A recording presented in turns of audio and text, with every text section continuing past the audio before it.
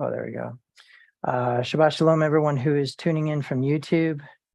Welcome, and thank you for taking time to listen in. We have a lot of things going on in this ministry and in our congregation and in our personal lives, and I want to just take a moment to just kind of put something out there that is it's kind of a it's like a model that I live by.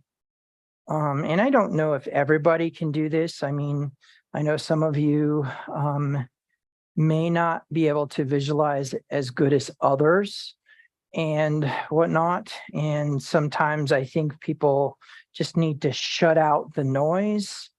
And I feel like there are people who need to just let um, the anxiety and the other things go. And I'm going to tell you how I do that. Okay. Some people kind of probably, especially those who are close to me, who witness my everyday life versus my life in the ministry, and may go, oh, well, you are presenting a facade, or you are not demonstrating that you are actually walking the walk. But the truth is here's how I operate, okay? I'm upwards of maybe $17,000 in debt. I have a lot of extra things in my life that impose themselves over just the normal freedoms of decision making and things like that. And so as a result of that, there's a lot of times where I feel overwhelmed or I feel stressed.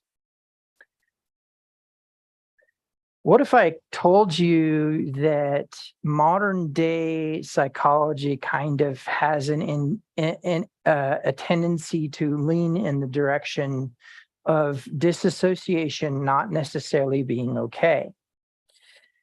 The way that I have been practicing the Sabbath since 2020, since June of 2020, in order to get through the Sabbath in a way where I don't feel like I want to get to Monday, and how I get through the Sabbath in such a way that I feel that I have actually taken the time to remember the Sabbath day, to keep it holy, to rest, to fellowship, to have the holy convocation, etc.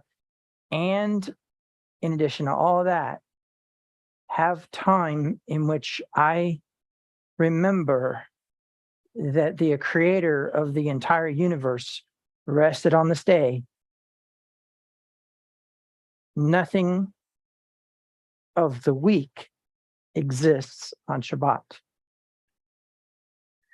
Now, what that means is that the bills don't exist. Now, I know that sounds kind of off the wall, but literally how this works is on Friday night, I have a clean bank account.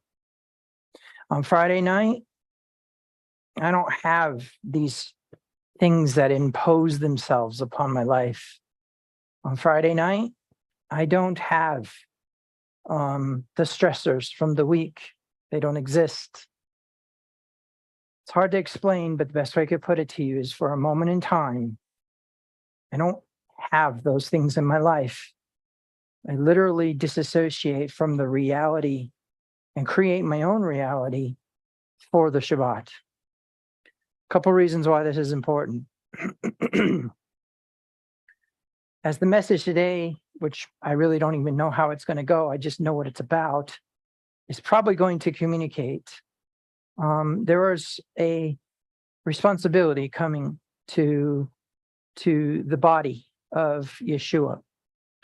And in that, there's going to be some difficult times. We need to be able to take the Shabbat for what it is. Shabbat, Sabbath, was made for man, not man for the Sabbath. If for a moment in time the Sabbath becomes about the Sabbath, it will become a burden, a resentment, etc. But if the Sabbath is always life happening for me, not to me, then I understand the Sabbath is a place in which the intensification of all power in the universe communes with me. So I wanted to bring that up. And one of the reasons I did is because this has been a rough week for a lot of people in a lot of ways. And I know that we are very fast. In fact, we are basically more on a runaway train at high speed without any brakes and no driver heading towards Sukkot. It is happening very fast. Time is moving quickly. And there can be a temptation to have anxiety about that and to be reactive to that. But I think it's important to take our moment, because the intensification of all power in the universe took his moment. And what you don't know is that moment he took, he takes every Sabbath. It's just he took one, but it transcends all of time. So technically speaking, he's still resting just as much as he's still creating, just as much as he is still the intensification of all power in the universe. As such, we commune with him on the day he rested and when he first created. That's the day that we actually commune with him. So having said all that, I think the key and the more important element that needs to be communicated here, and that I'm trying to basically have you decide what you feel about it in your own heart. And if you're hearing your shepherd's voice, I think it's important that we as a people use the Sabbath for what it's for. Now, having said that, in the interest of James the Just, I usually, as a result of that, do speak every Sabbath morning at 11 o'clock on this channel in order to be obedient to the Holy Convocation part. But in that process of you hearing the message, I want you to remember this day is God's gift to you. Okay? All right. So enough about that. We'll go ahead and we will get into our discussion, and we will talk about the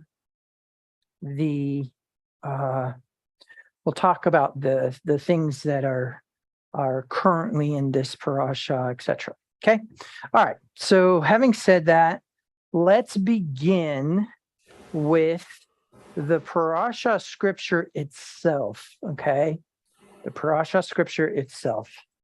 And I'm going to explain basically the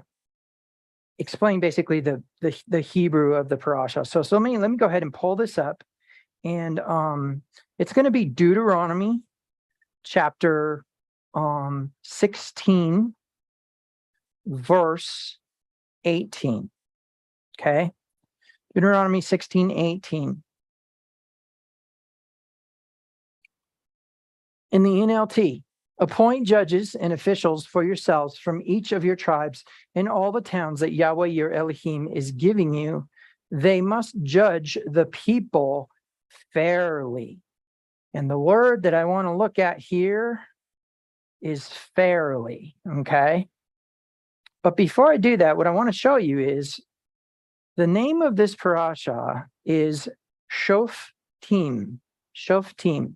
In fact, if I go into the Westminster Leningrad Codex side by side, you will see that verse 18 starts with the word Shoftim.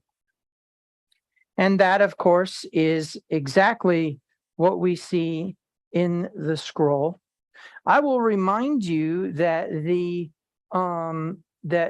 Torah is broken up into these little parts. these little breaks all along the way. Okay.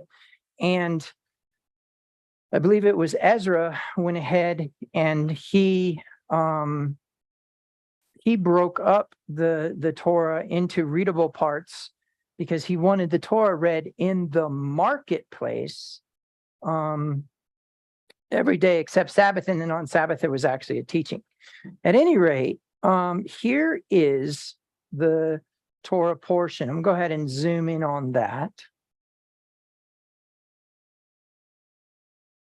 And this is a closed Torah portion, but that's Shoftim right there. A closed Torah portion is just basically means that the break occurs in the inside of the scroll versus the outside of the scroll. Let me move this up just a smidge, and you can see a parasha break that's on the outside of the scroll like this. Okay. All right. So at any rate, the reason why this is important is because basically the word shoftim means judges. Okay. The word shoftim means judges. The root word is shafat. Shafat.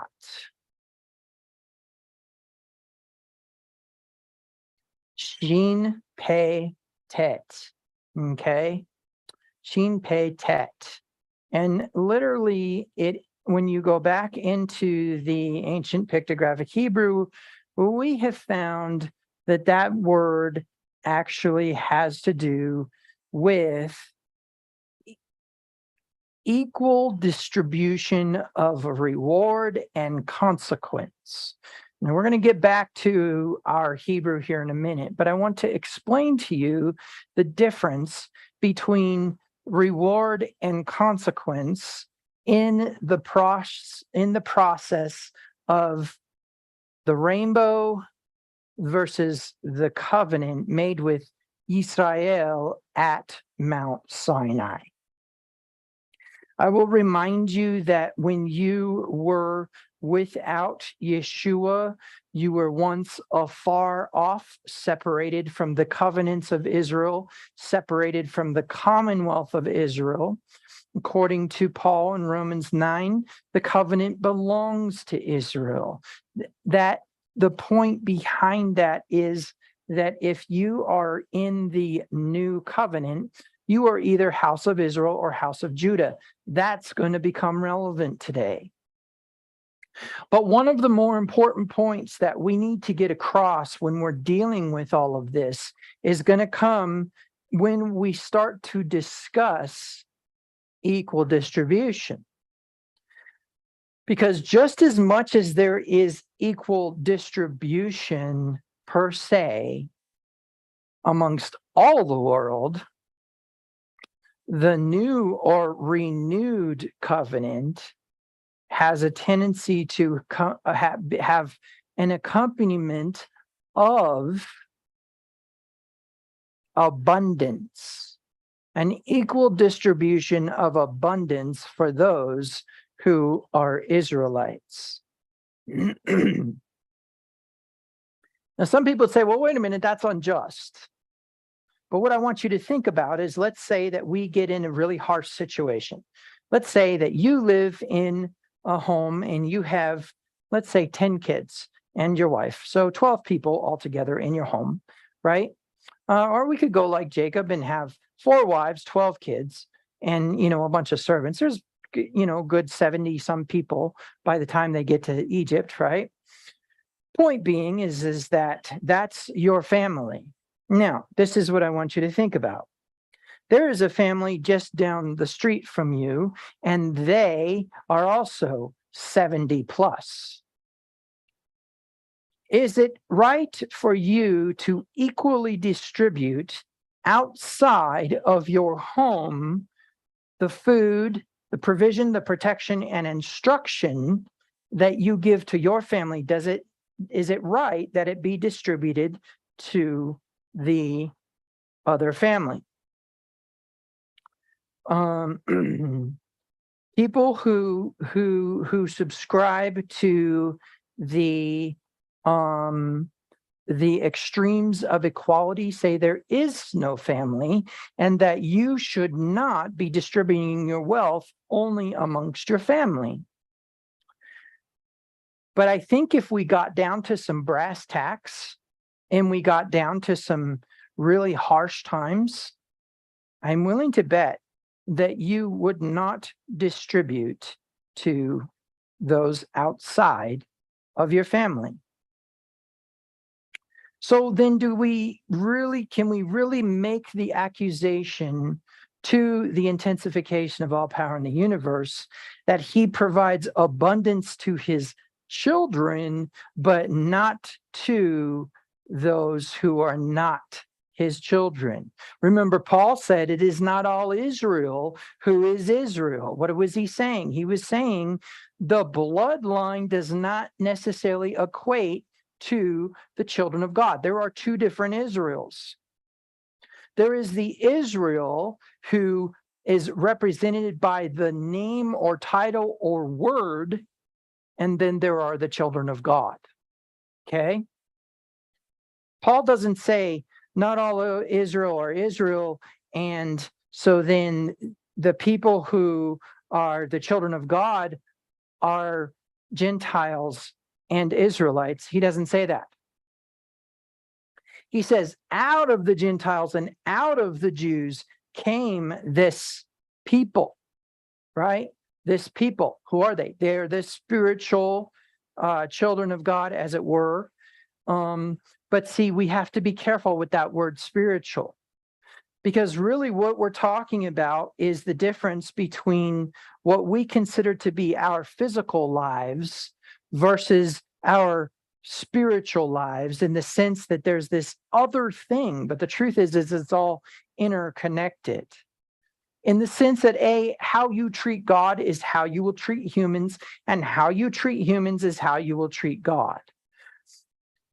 So there's a few reasons why this is important, and I think it's something that it's been bothering my heart for a while now, and this is actually the time when it really, really started to come into my heart, and I began to understand. So let's start at the beginning. Let's look at something that is absolutely distorted from the process, okay?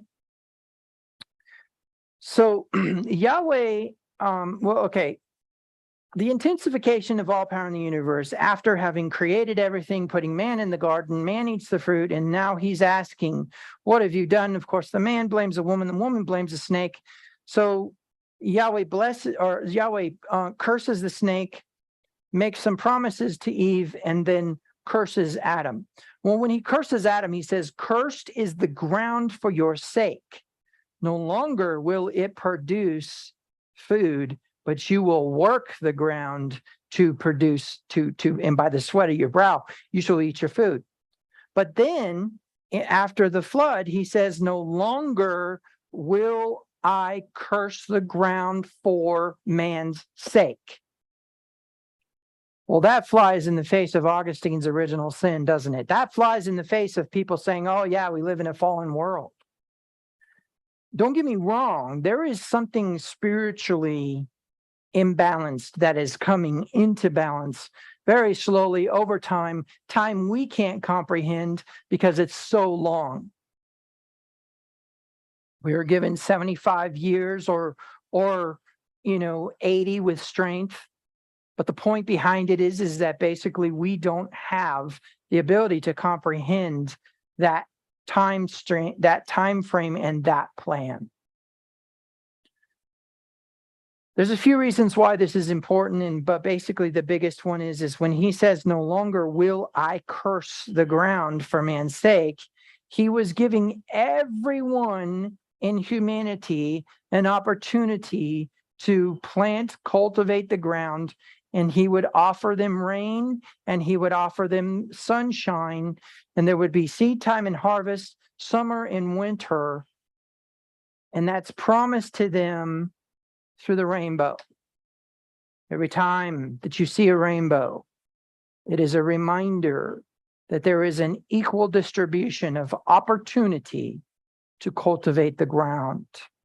There's an equal distribution of opportunity to live, survive, thrive. But something interesting is communicated in Deuteronomy chapter 28. In Deuteronomy chapter 28, we get the impression that there is something extra added to the person who is an Israelite. There's a contrast made. Yahweh, throughout this Torah portion and the previous one, 12 through 21, really, says, don't do what the nations do, the goyim. Okay? Now, if you're a Jew, you know that the goyim is kind of almost a curse word. You call somebody a goy, you call them the nations, it is an insult. Yet we have our Messiah making a contrast between the children and the dogs. Meaning what? There is definitely some sort of distinction made by not only the intensification of all power in the universe, but also by your Messiah.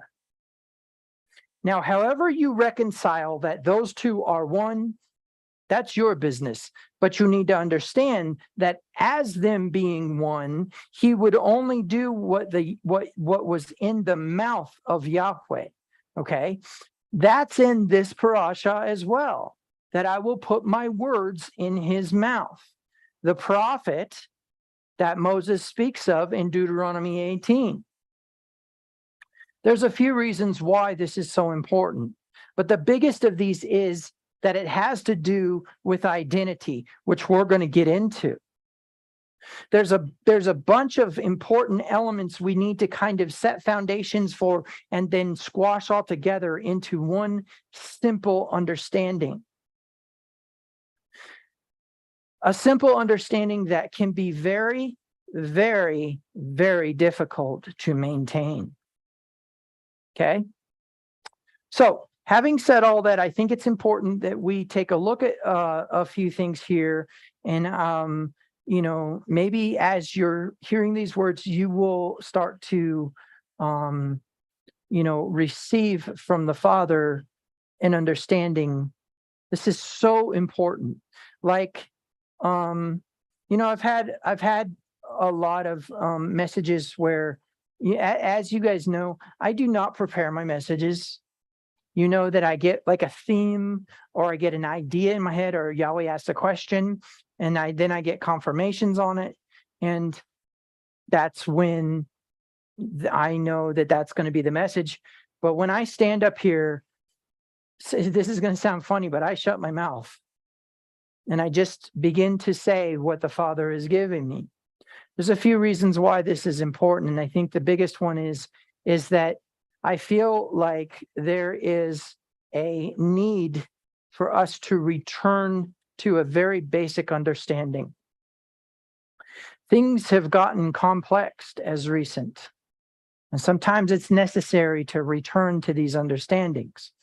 Okay, so here's how I want to structure this. First of all, I want to look at this word fairly. I think it is a very important word. And so going into our parasha here, we have appoint judges and officials for yourself from each of your tribes in all the towns Yahweh, your Elohim, is giving you. They must judge the people fairly. What we're going to do is we're going to shift that over to the King James Version of the Bible. The reason we're going to do that is because the Strong's Concordance, which is the most prominent concordance that is used in Christian theology today, don't get me wrong, there's other concordances. The King James Bible is how James Strong concorded his exhaustive compendium. There's a few reasons why this is important, but the biggest of those is when we are looking at the words. It might be better for me even to demonstrate it, but when we are looking at the words in the NLT. Let's go to the NLT really quick. And what you'll see is the Blue Letter Bible maintains the honor behind the Strong's Concordance, okay? And so however much we have up here in the NLT, Judge the People Fairly, in the actual interlinear Bible, it is the King James Version of the Bible. Here's the word "the" if you needed any proof. So what we're going to look for is what is the word that is used for fairness. Oh, that looks familiar. I think we may have encountered that word recently. I will remind you that that word does not mean right or moral living, but instead means equal distribution, right?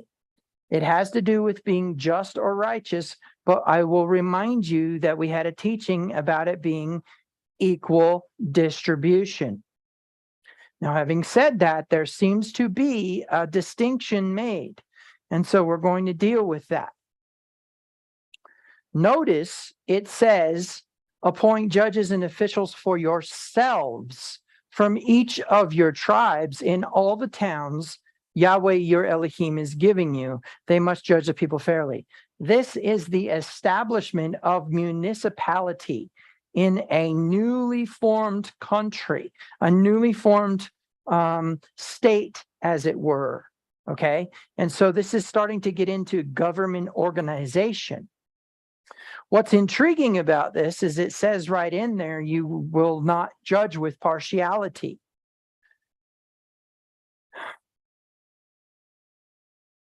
Today is Rosh Chodesh. Let me explain to you what that means, okay? What that means, and generally speaking, just so you know, we've already had one day of a visible crescent before last night. However, if anybody can see a 1% visible crescent, they're blessed, okay? So generally speaking, we accept that this is the first day of the 6th month. We have counted the months by watching the moon since Passover. And of course, Passover was the 15th day, 14th day at evening of the first month. That first month was determined by the fact that as the 12th month began to go into its new moon phase, when the moon goes dark, they checked to see if the barley was ready to be harvested. If it was ready to be harvested, then they proceeded forward with establishing that it was the first month. So as soon as the first visible crescent is available, then they establish that, let the entire world know that it is Rosh Chodesh of the first month. Couple things that are really interesting about that word Rosh Chodesh. First of all, Chodesh does not mean new. In any way does it mean new. It never ever actually means new, but instead means renewed, okay? It's very rare that we will actually encounter it mean brand new, okay? But then Rosh is head. So literally it's a new head, okay? That's the word for new month. Now, there are words for month and there are words for moon, but they are not Rosh Chodesh. Rosh Chodesh is a reference to the new month, the new moon, but it really literally says new head. Okay, so having said all that, I think it's important that we understand that the 6th month begins the season in Judaism, which we have accepted that if the rabbis make a determination and it does not violate Torah, and we who have our senses exercised discern the difference between good and evil, are able to understand that Yeshua said, the Pharisees sit in the seat of Moses. The seat of Moses is mentioned actually in this parasha. You don't know that it is because it doesn't say seat. What it says is that when the judges that are appointed, okay, well, we're going to talk about that in a minute, but when the judges that are appointed are actually present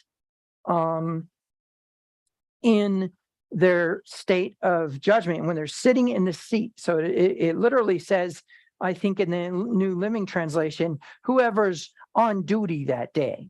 Okay, they literally sit in the seat of Moses, and what it says, what they interpret in Torah will stand. What they interpret in Torah will stand, and you are not to modify it. Now, having said that, this is what Yeshua says. He says, the Pharisees sit in the seat of Moses. Therefore, do as they say, but don't do like they do, because they say, but they do not do. Now, there are two reasons why this is important. The first one is obviously when we're dealing with this, one of the things we need to think about is he actually saying what he's saying? Well, there is a group of people who say that that's not how that was written. They try to produce documentation and say that this manuscript proves it, et cetera, et cetera. I'm just going to put out there. Yeshua was explaining that not all traditions of the Jews were demonic, like what Christianity would love for us to believe. I'll remind you, all you need to do is go read the letter of Constantine to realize that Christianity, the first council of Nicaea, the first ecumenical council of the church, the first time that the religious leaders get together and actually establish the doctrines of Christianity and come to an agreement and decide church government and all that, it's anti-Semitic. Literally a congratulating on separating ourselves from the Jews. Can you imagine a Jew at that time wanting to be Christian? Holy smokes. Okay, so having said all that, I think it's very important that when we look at this, what we are seeking to understand is how do we look at this, these feast days, these traditions, etc., right? I mean, candle lighting on Shabbat, the kippah, you see I wear one, the talit, the phylacteries, the tefillin, right? The prayer box, all those kinds of things. We need to ask, does it violate Torah? Well, when we're looking at this from the perspective of Rosh Chodesh, of the 6th month, there is a folklore / tradition. Let me explain the difference. Folklore is a story or a teaching that is passed down from generation to generation, that basically is passed down as truth to the next generation. For example, folklore, it can say, oh, well, that one of the things that my grandfather used to do is he used to paint saw blades. Okay. So when we get down to say my children's children's children, they'll know that their great grandfather used to paint saw blades, because I've passed that information to the next generation. Doesn't necessarily mean that it's true or not true, but I believe it's true. Let me tell you, one of the reasons why I believe it's true is because I experienced it. I saw them, but my children's children won't even have evidence of it. So it's folklore. All right. So in that same vein of foundation, we'll call it, we have the Jews saying that this month that starts today was the month that Yahweh, the intensification of all power in the universe, created the heavens and the earth. As such, I think it's important that between the 1st of the 7th month and the 10th of the 7th month, we have what's called the 10 days of awe. So if you calculate from the first visible crescent until the 10 days of awe, we have 40 days. 40 days of introspection. Well, let's talk a minute about introspection. Now, what we're going to do is we're going to assume that the 40 days of introspection does not violate Torah. The 40 days of introspection are leading up to Yom Kippur. Yom Kippur is the Day of Atonement, right? That is a word. When you look at the etymology of that word, which we're not going to do today, that is a word made up by humans. And that word being made up by humans kind of gives the wrong impression about what actually is happening on that day.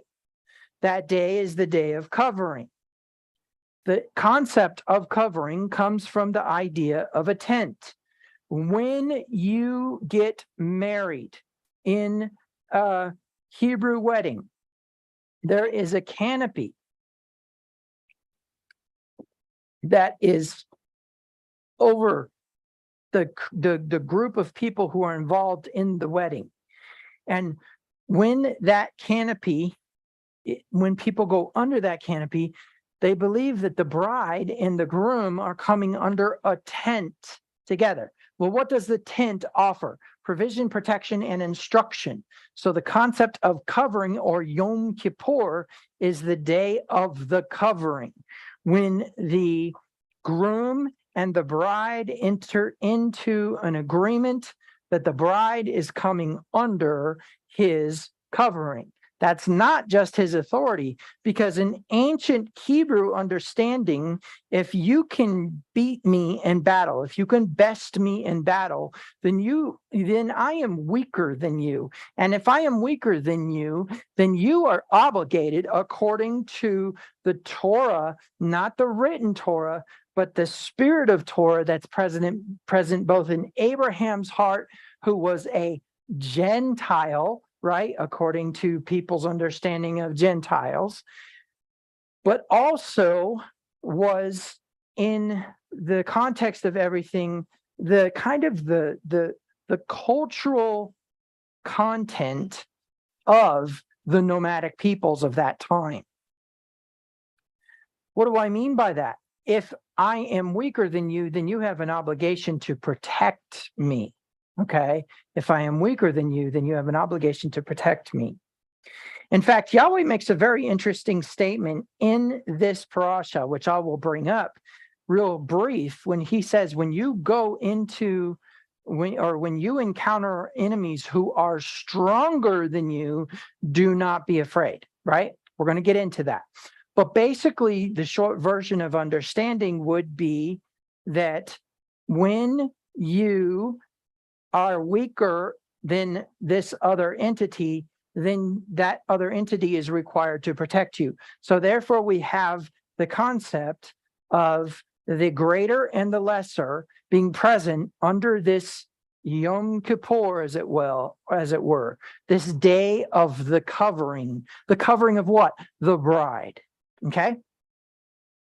Now, having said that, it's very, very clear in the understanding of Yom Kippur that it is the day of judgment. The books are opened and everything is basically examined. Judgments are determined. What's judgment? An equal distribution of reward and consequence. What is a judge? He's a righteous one, right? Judge righteously. Let me show you.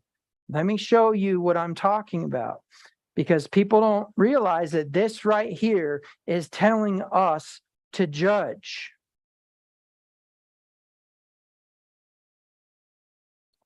See that word right there? It says veshafatu, veshafatu. From the root, shafat, to judge. Veshafatu ha'am, and then it says mishpat tzedek. What's mishpat? Judgments. So what does it say? It says judge the people, righteous judgments. Distribute, equally distribute judgments, right there, mishpat, judgments. And notice it's not in the plural. The reason it's not is because it's in construct form. See there, it says construct. Construct is of. So this is judgments of righteousness. Okay? Judgment of righteousness. And this is in the plural, right? This is second person masculine, so it's a commandment. It should be, it's third person, sorry. They shall judge. They shall judge. The judges shall judge. Not second person plural, third person plural. They shall judge. The people. They shall judge the people. Okay, so from that perspective, then we are told and commanded to judge. Now, here's something interesting. Yeshua says, judge not lest you be judged, right? Yeshua says, judge not lest you be judged. Well, a lot of people think that means that we're not supposed to judge. But then again, what does it say in Deuteronomy? It says that these judges are supposed to be appointed by the people, and then they are to judge. And later on, it says how they interpret Torah is what stands, and you shall not modify it. Okay. Now, there's some reasons why this is important. And I know that this one right here is going to be difficult to conglomerate. And what I mean by that is that we got a whole bunch of aggregate information over here, aggregate information over here, and aggregate information over here. And somehow that's going to equate to some simple thing that is very difficult to maintain, but we need to maintain. Okay, so having said that, I think it's important that we start to get into the process here of understanding. A couple of things that are important. The first one is there is in this parasha an undertone throughout it, and that is basically, and of course, if you were present in the Midrash last night, you know that we went into deep depth with it, right? But it is the concept of innocence. And of course, you know, for those of you who were present at the Midrash last night, that there was actually at that time an understanding that the word innocent does not mean not guilty. In the Greek, it does. And so when we look in the New Testament, we're definitely looking at not guilty. But in the Old Testament, or in the Tanakh, as it should be called, what we are encountering is the Hebrew word naki. And naki comes from the concept of being dependent upon a protector. We're going to get into this. So from that perspective, I think it's important that we start to begin to establish a different kind of thinking concerning these things. So when we are talking about a judgment, we know that's an even distribution of reward and consequence, or a judgment is reward and consequence that is not partial. Now, there are some indications in our judicial system in America that would kind of give the implication that that is what is practiced in the United States, by the fact that justice, who has a scale and a blindfold on her face, is supposed to not be partial. I won't get into the level of not true that is in this discussion, but you need only find out who owns the private prison system, who owns the reformative part, like, for example, who owns the large drug rehabs, who owns the contractual people who are hired by these blind justice judicial system processes, and how they're benefiting. That's all you need to do. You need to go research who owns Corrections Corporation of America. Go find out, and it will shock you. And so from that perspective, then, I think it's important that we understand that we're talking about two different things here. We're talking about the physical realm, which is basically what we see, what we experience, and we're talking about the supernatural realm. But one of the reasons why this is so important is because the supernatural realm directly interacts with the natural realm.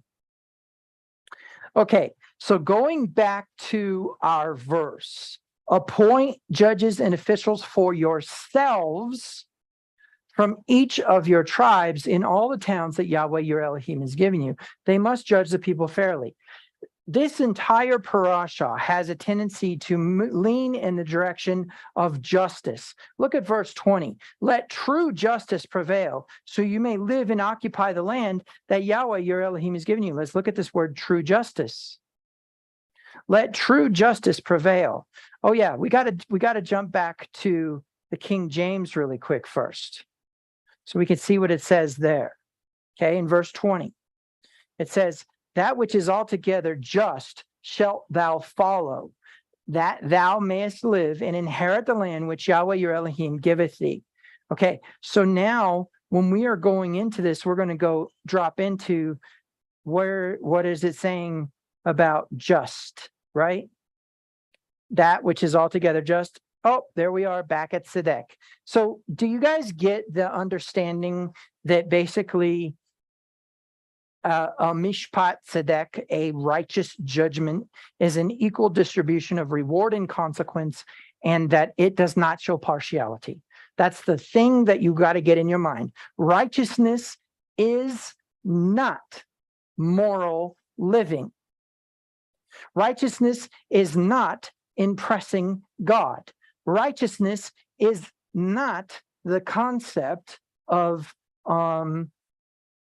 it's not the concept of that you have followed all the rules. Righteousness is being just, treating people with equity, right? A equal distribution across the board. Okay. So now what we need to do is we need to make some very important points. When I began this discussion, I was saying, oh, well, hey, if your family is hungry and you've got a big family to feed, and this family over there is hungry, we are supposed to be equal distributors, right? But the truth is there needs to be an equal distribution within the family. Now, there's reasons why that's important. And of course, the biggest one is that when we look at Yeshua's response to the lady who was requesting him to cast out a demon, let's think about this for a minute. What do we know about demons? We know that they have jurisdiction, right? We know that Torah gives them permission to terrorize those who are not obedient to God. We know that they are oppressive and possessive, but that doesn't have to do with you becoming an avatar puppet with something inside of you that controls your actions, but instead that it becomes your owner, and that it will pressure you to do actions that are not okay. But we can go a step further in that it will influence you to use your supernatural presence in a wicked way, which appears to be demonic.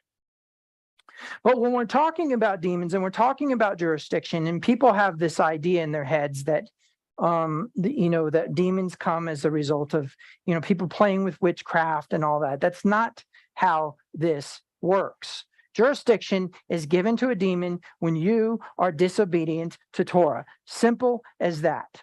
Now, to what level, what rank of demon, that's a whole nother story. I'm not going to get into that in this discussion.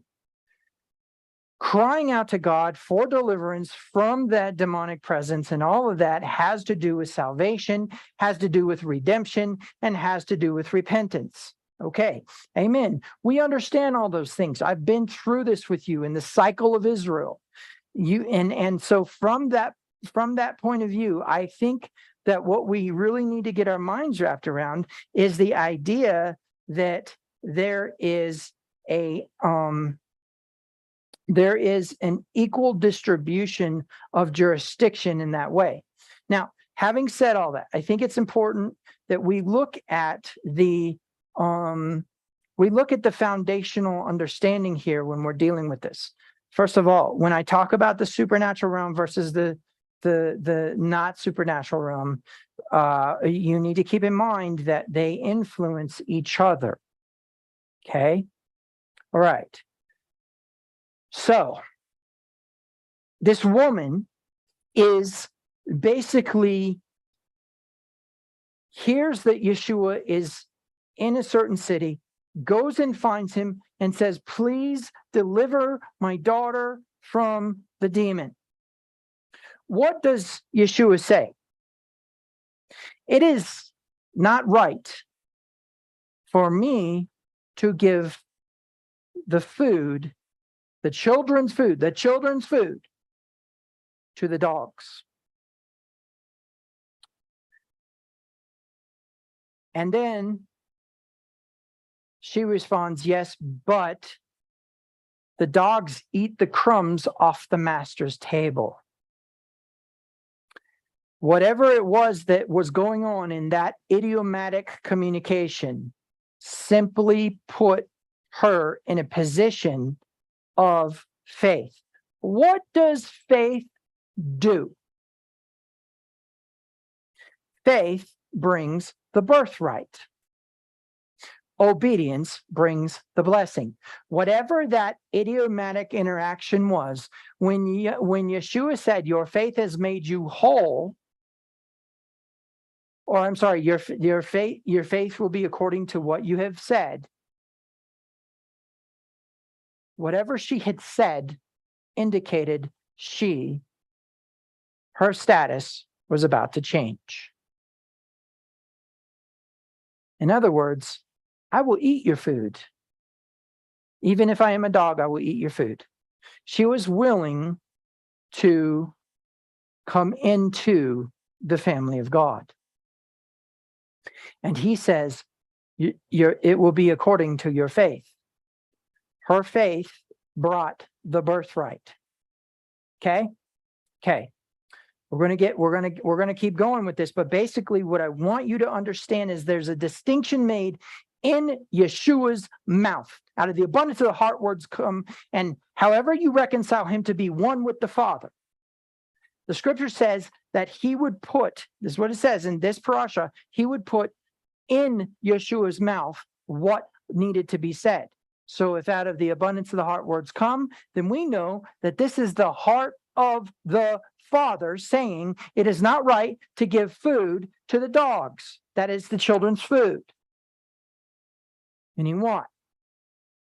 Meaning that there is a correct and very decisive identification of who's a child of God and who is not. Okay? Now, there's another point that needs to be made here, but what I want you to see is that he does not offer equal distribution to this woman. But does that make him unjust?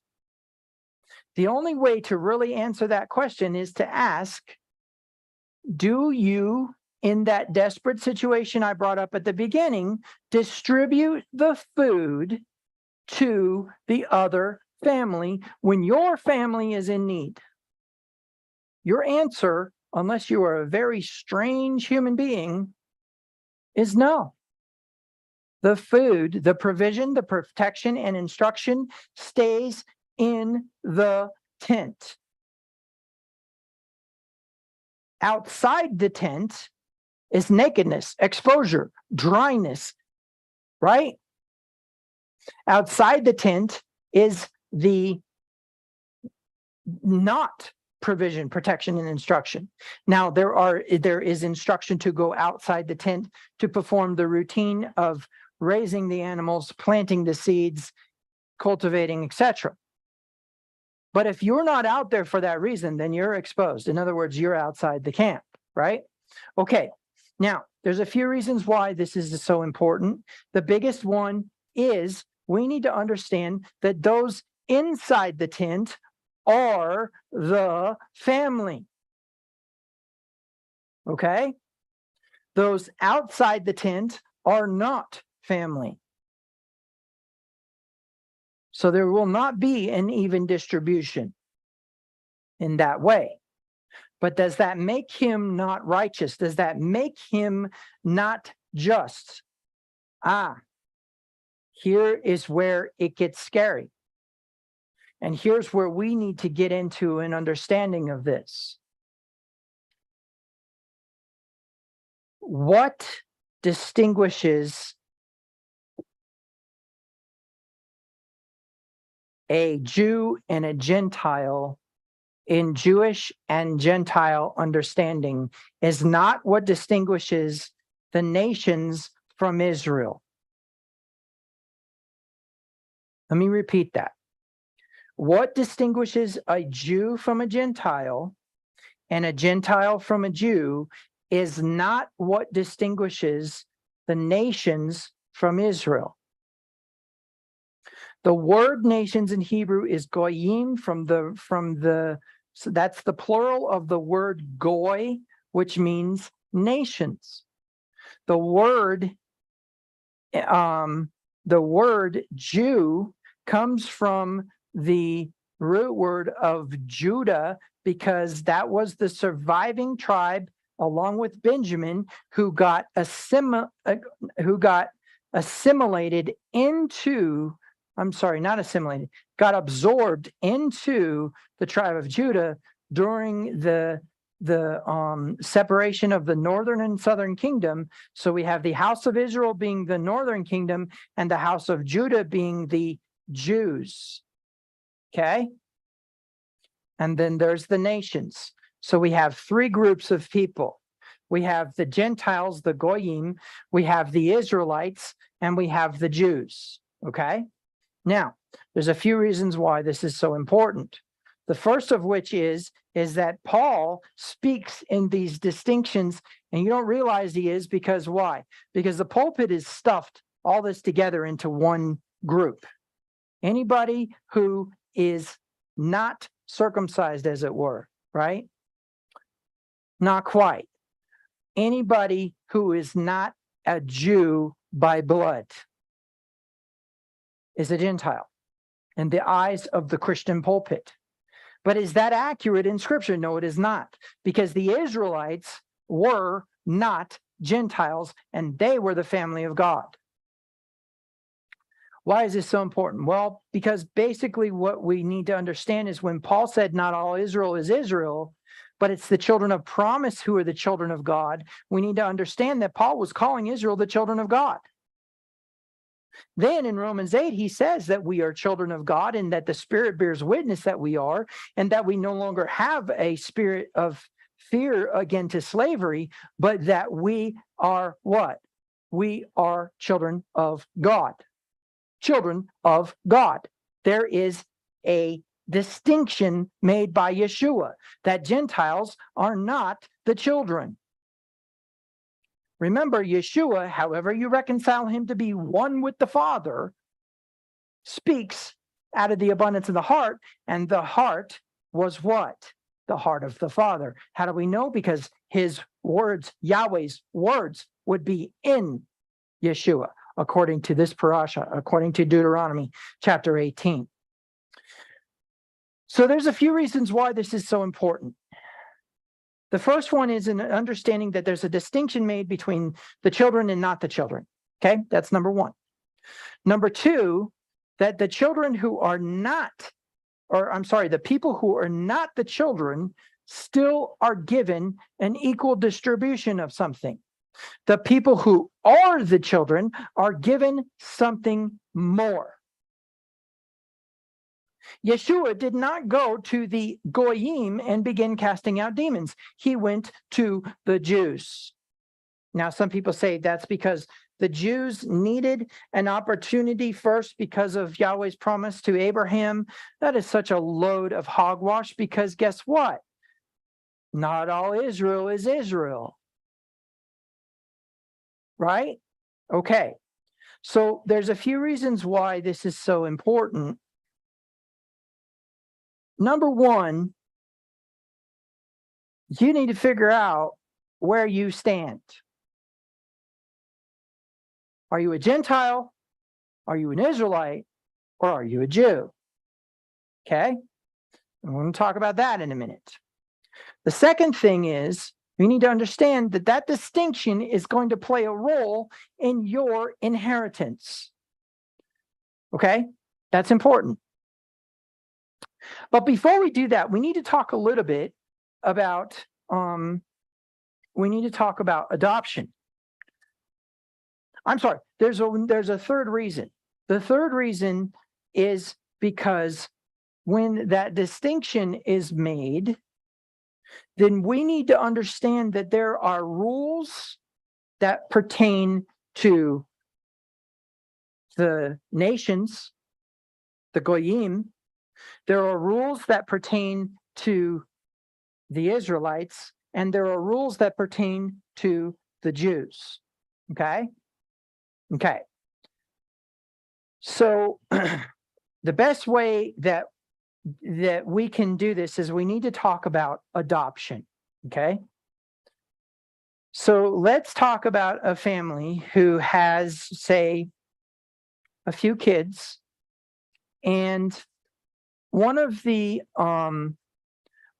children of another family has their family die, and now they are an orphan. Let's talk a minute about an orphan.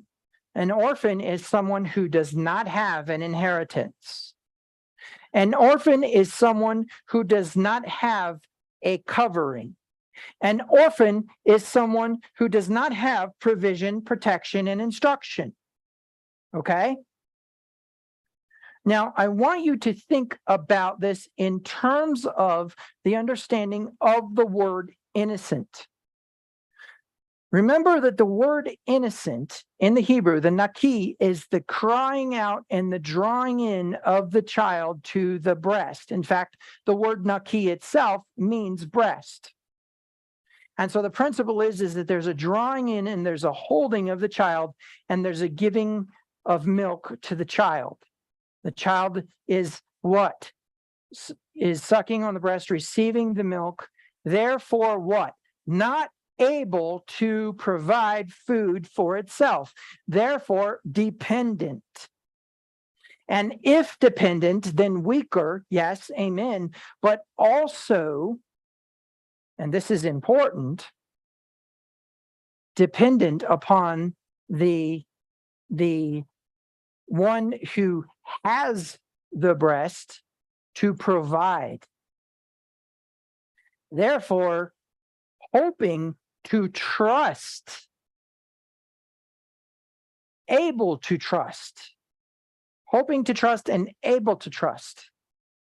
In other words, there's an expectation that the mother can be trusted, and there's an expectation, and then there's an actual trusting that occurs.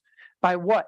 By putting the mouth, beginning to suck and receive the milk. They have now said, I will receive, I will trust. So the word innocent does not mean not guilty. It means dependent.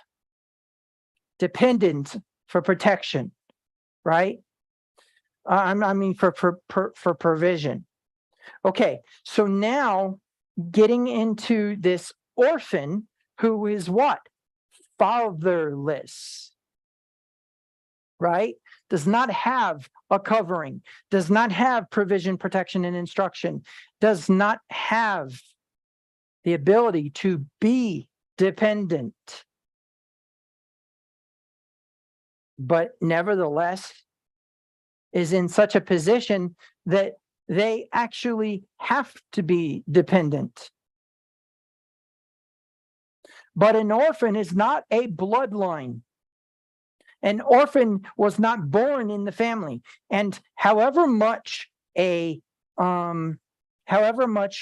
father hopes to give an adopted child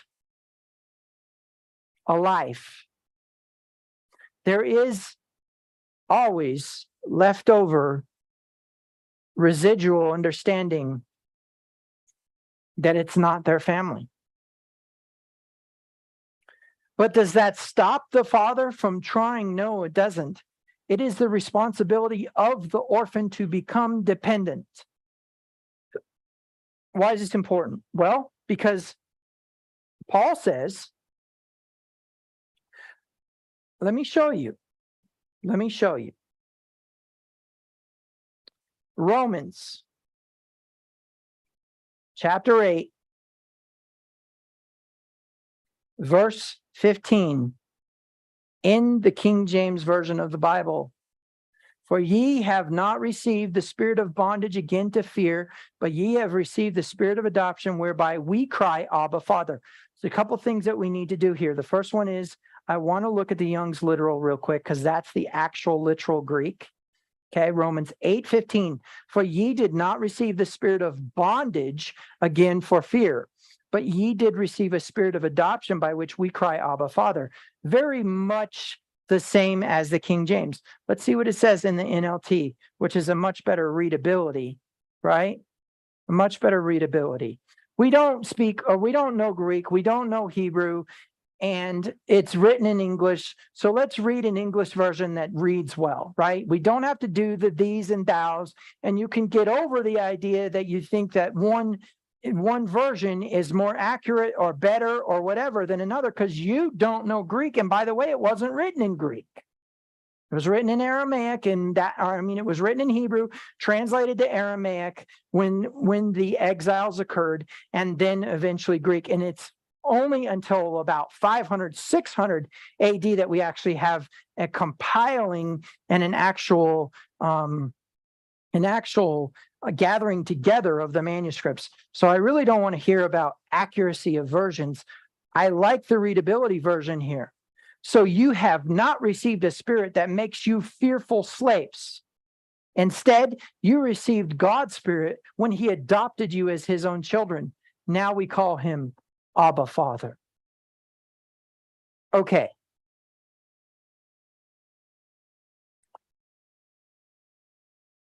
When Paul is explaining the concept of adoption, I want you to notice that what he has done here is made an argument that the Spirit bears witness that somebody is a child of God. And when we jump into Romans 9, we start to encounter this. We encounter this idea that he has what? He has a distinction made between bloodline Israel and children of God. So when we're dealing with the northern and southern kingdom of Israel, there's a few things that we need to establish as an understanding. The first of which is that the northern kingdom of Israel was taken into exile by the Assyrian Empire and distributed throughout the Assyrian Empire, and people were brought in to work the land on behalf of the Assyrian Empire, known as the Samaritans. Okay?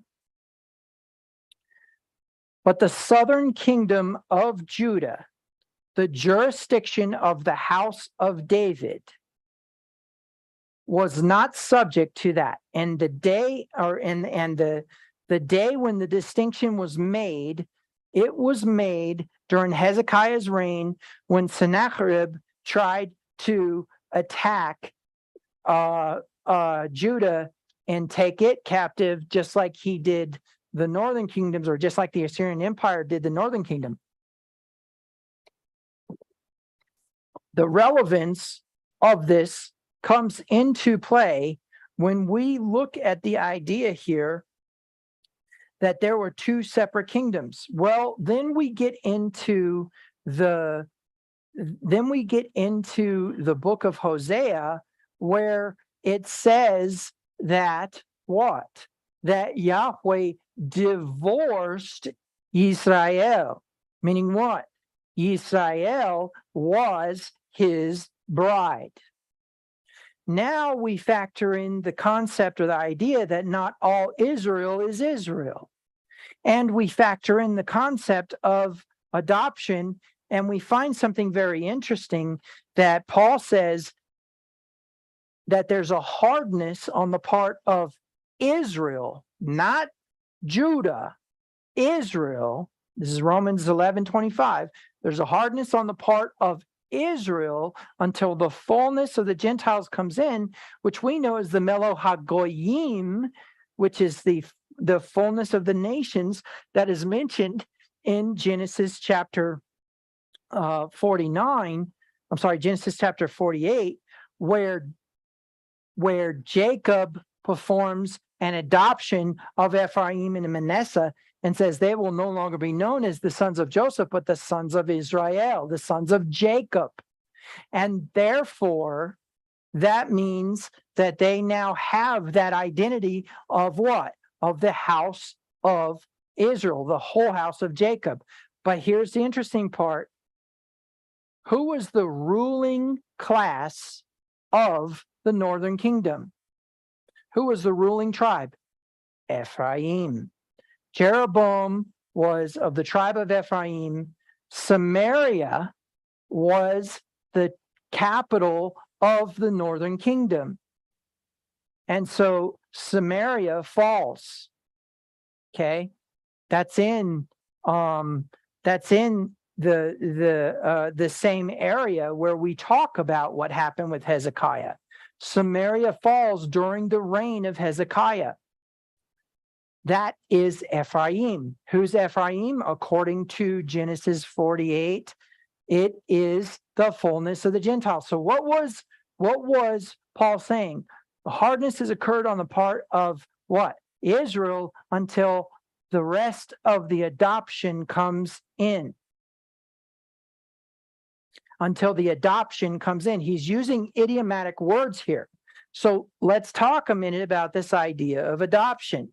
When we're dealing with adoption, we need to understand that an orphan is changing their status. A status is being changed. They're going from having no provision, protection, and instruction.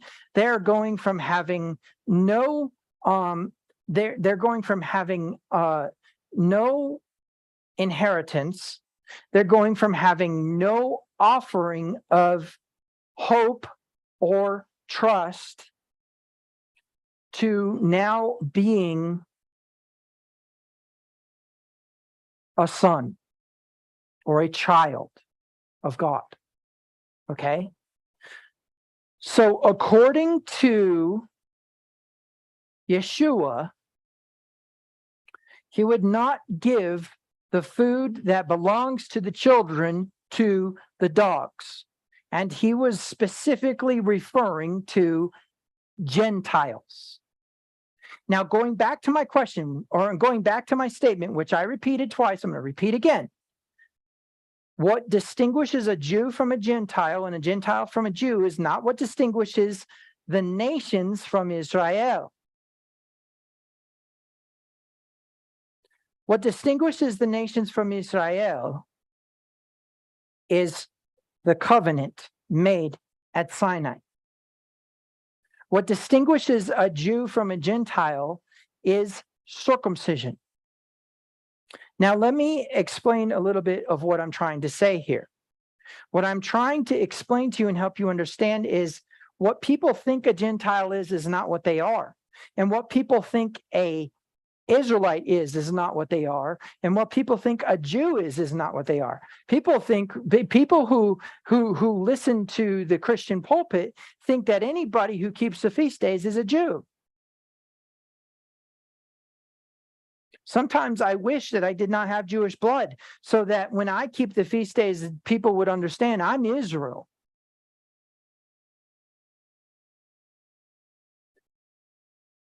But here's one thing that's important.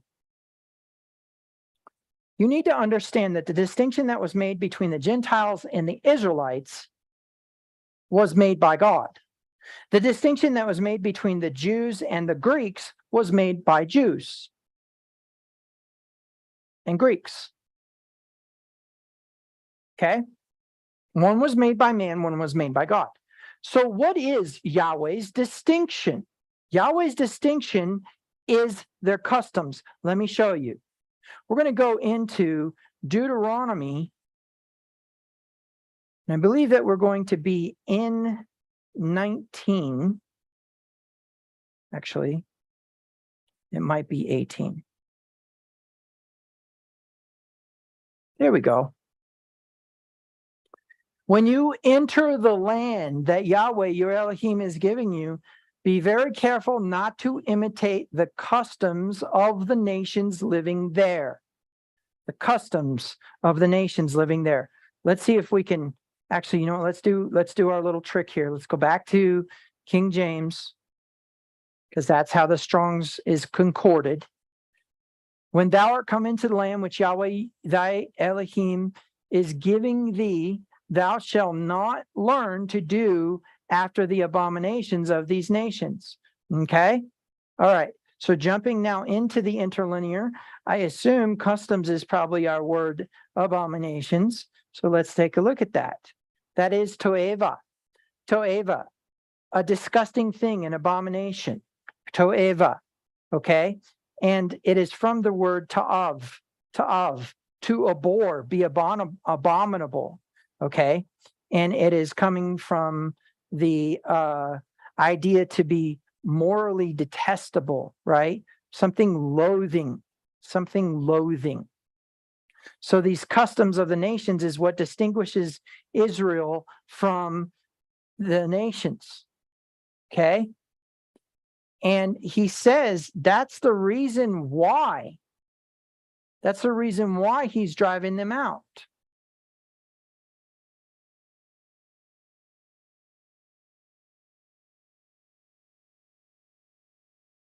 Anyone who does these things is detestable to Yahweh. It is because the other nations have done these detestable things that Yahweh, your Elohim, will drive them out ahead of you. Let's talk a minute about this. So the distinction that is made between the nations and Israel is what is practiced. Yeah? Okay. So you go, okay, so orphans practice something a certain way. Why? Because Israel, the way that somebody from the nations comes into Israel is they stop practicing those things, right? So when they come into Israel and they stop practicing those things, they begin to practice Torah. So a distinction is made between those who practice the wicked things and those who do not. You can go look in Revelation chapter 21 and 22 and find that that's true, that there are those who are outside the city, right, who practice those things that are mentioned right here in Deuteronomy chapter 18. All right, so there's a few reasons why this is important. The first of which is that the nations are fatherless.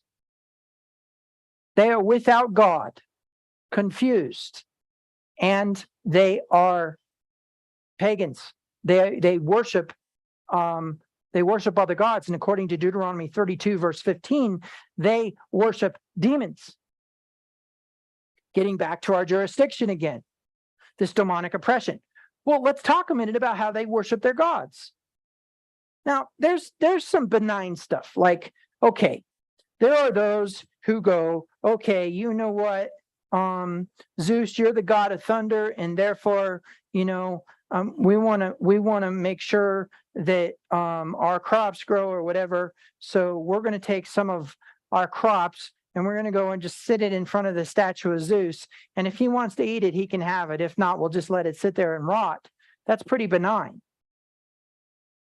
But then you have, like, for example, I think his name was Agamemnon or Agamenides, something like that. The guy who attacked Troy sacrificed, I think it was to Apollo, sacrificed his son to the god Apollo so that he would have a decisive victory. Now, I know that there is one instance in Scripture where we see Yahweh request that type of behavior, but it is a test. And I will propose to you that tests don't contain the whole reality. Tests are just that. They're a moment in time that contains a very difficult decision or process or whatever. And after that's done, it's done, gone, over with, finished. It doesn't work that way. Okay. But one of the things I want you to think about here, and one of the more important points, is that the nations are orphans. They are not in the family of God, and they have no father. How do I know that? Because if we go from the point of view of progenitor or creator, then we understand that that's the process of father.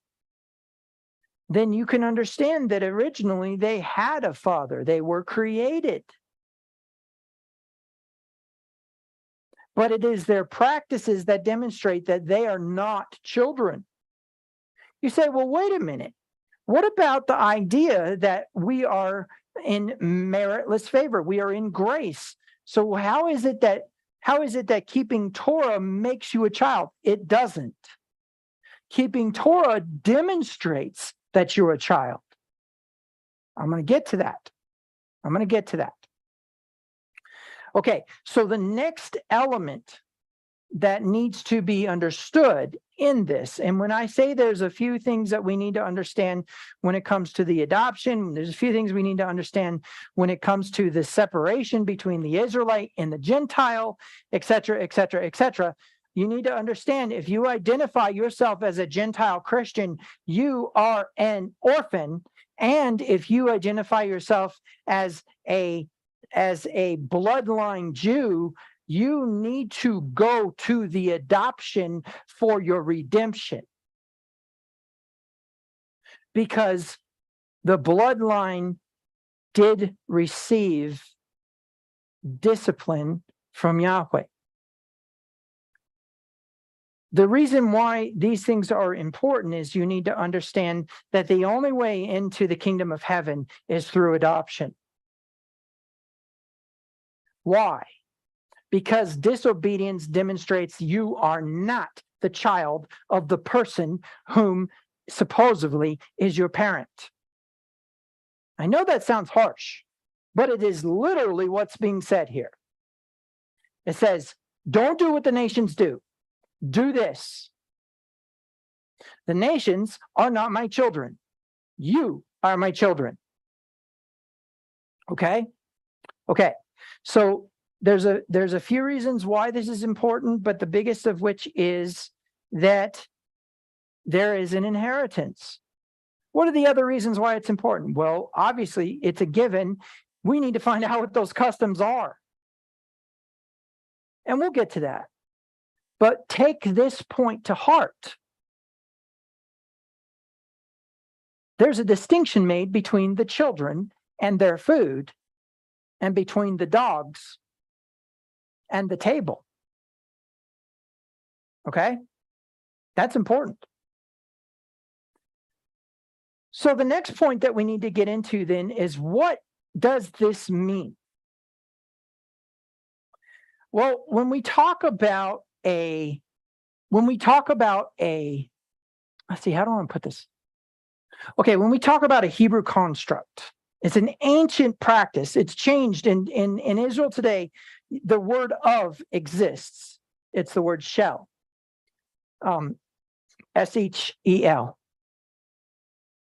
In ancient times, what you would do is you would take and you would make the word sound a certain way by adding suffixes to it that would then reflect the word of. Okay? So from that perspective, then, what I want you to think about here is that in construct form, the word b'nai means sons of. So what has happened here? The word banim means sons. By dropping the mim and saying b'nai, sons of something. Okay? So B'nai Elohim is sons of God. B'nai Yisrael is sons of Israel. Now, in that sense, I think it's important to understand that there is a distinction made between genders, but that the guideline is that the sons represent all the children. Here is why this is important. Because when it says you are sons of God, both genders are included in it, because there's neither slave nor Greek, Jew nor Greek, slave nor free, male nor female in the kingdom of heaven. You are a B'nai Elohim. You are a son of God. Now, I know that can be difficult for those of you who are female. You're like, how can I be a son of God? Well, answer this: how can I be a bride? I'm not quite made that way to be a bride. Okay, so where we get into an issue here is in the sense of identity. Let me show you what I mean.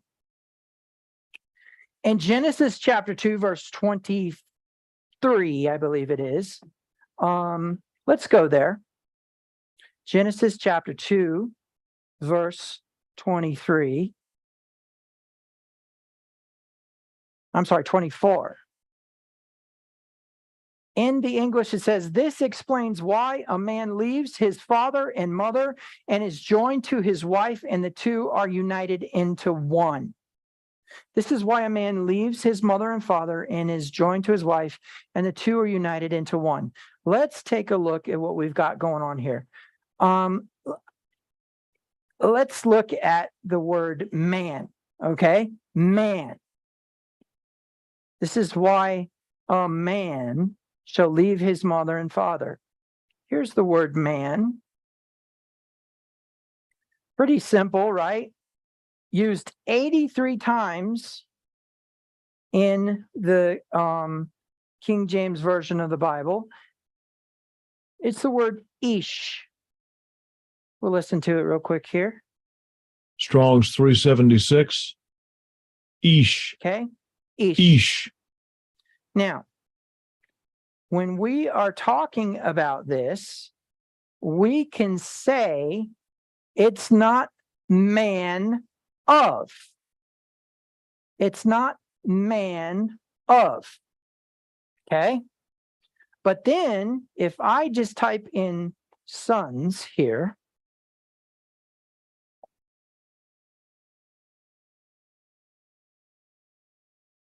our first usage of the word sons is in Genesis chapter 5, verse 4.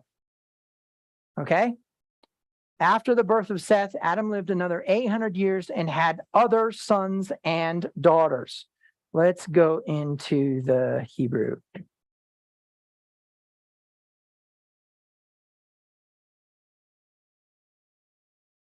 There's our word right there. Banim. Banim. Okay? Notice it is not in the construct. It's in the absolute state. Right there. That's the absolute state. Banim is from the root ben, which is son. Okay? Son. Okay, so having said that, when we look from that perspective, then we can see that it's that way. But now what if I was to say, type this in, sons of. Okay, and then we'll just go and find sons of together. It's in Genesis chapter 6, verse 2, is the first usage of sons of. And what I want you to see is that it's B'nai. B'nai, sons of. Okay, sons of. What's my point here? There is a possessive attached. There's a possessive attached to the noun. Okay? Now, in modern Hebrew, I will say, for example, my car, then I would say Sheli mechonit, which is car of me. Car of me. Okay? That's how I would state that it is possessive. It's mine. From the word shell, S-H-E-L, of me. Okay? So when we're thinking about sons of, you need to think in terms of possessive. Okay? Possessive. So now we have man with no of. It is not good for ish, man, not man of God, not man of Israel, man to be alone. It's not good for man to be alone. What if we were to throw isha in there? Isha is the word for woman. Okay? In that same Hebrew vein in chapter 2. Now, I know you're probably like, what's the point? I'm about to tell you what the point is. Okay? So in looking in verse 24 of Genesis chapter 2 again, we have Ish right there, and then we have Isha, woman, wife, female. Okay? We have Ish and Isha. So why is this important? Because it doesn't say wife of, it doesn't say man of, it says man and wife. I'm going to explain here in a minute. But when we're talking about possession, all of a sudden we've got this of in there. So here's the distinction. We have son of God. I'm sorry, sons of God. B'nai Elohim. Let's take a look. Let's see if we can make this journey. All right, let's see if we can get away with this. We're going to go to Romans chapter 8, verse 15, where we have this. So you have not received the spirit that makes you fearful slaves. Instead, you received God's spirit when he adopted you as children. Now we call him Abba, Father. Okay. Let's take a look at the King James here.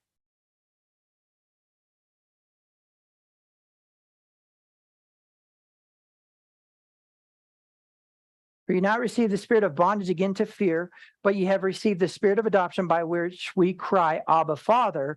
The Spirit itself bears witness with our spirit that we are children of God. Of, okay? So why is this important? Because what it's saying is that we are his possession, okay?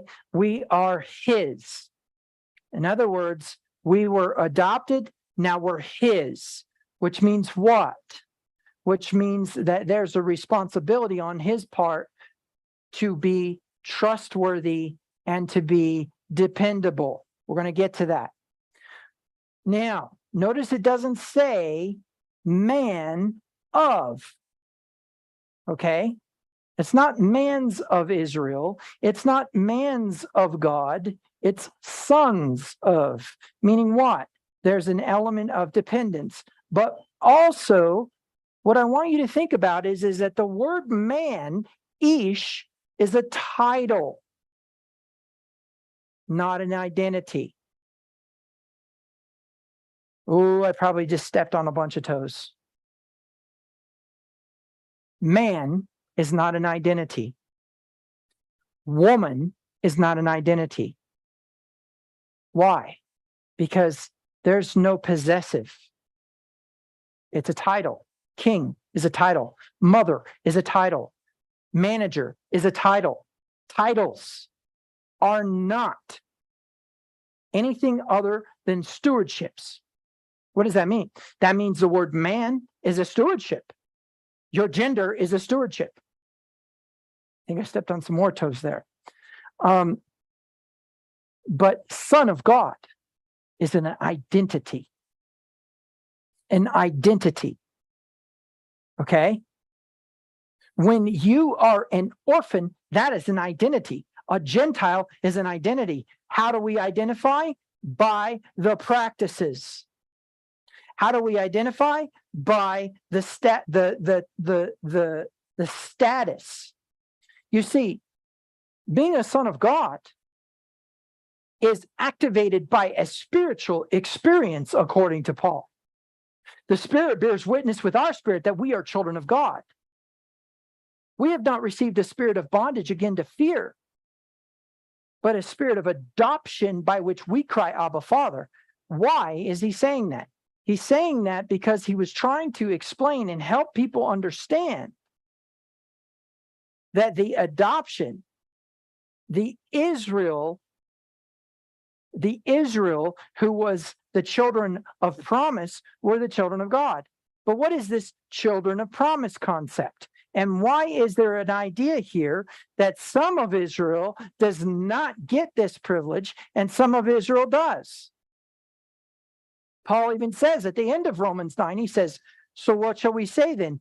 Has the Gentiles who were not of the faith have now found it, but Israel, who were of God, didn't? Most certainly not. You see, that's what the pulpit claims. The pulpit claims that these Gentile Christians have found redemption, salvation, etc., but Israel did not. That's not true. Israel is the adoption. In Romans chapter 9, it says, to whom belongs the adoption? Israel. Paul says, I could have considered myself cursed for the sake of my brethren in the flesh, the Israelites, the lost tribes. It anguished him. Okay?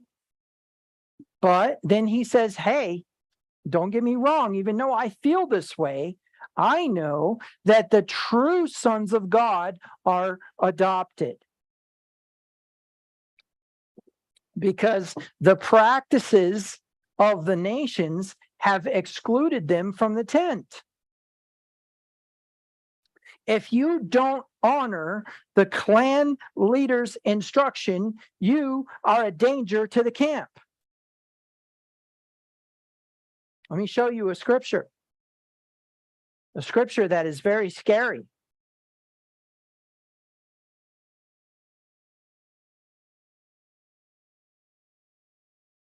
When we are talking about this, a few things that you need to think about is the idea that there's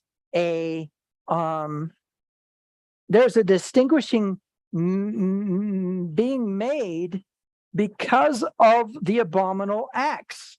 Now, we briefly touched upon what happened to the guy who invaded Troy. We briefly touched upon putting the wheat in front of the statue of Zeus. But what I would like to address is the understanding in Deuteronomy chapter 20 about war. About war. Deuteronomy chapter 20, verse 8. Take a brand, heat it up, and stick it on your brain so that you will not forget the location of this verse. Then the officers will also say, is anyone here afraid or worried? If you are, you may go home before you frighten anyone else. Now, going back to chapter 18, it says,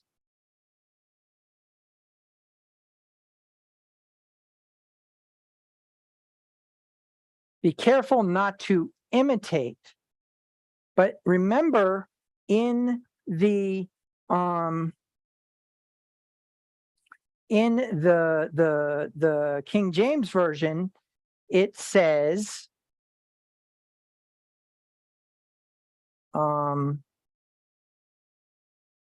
learn.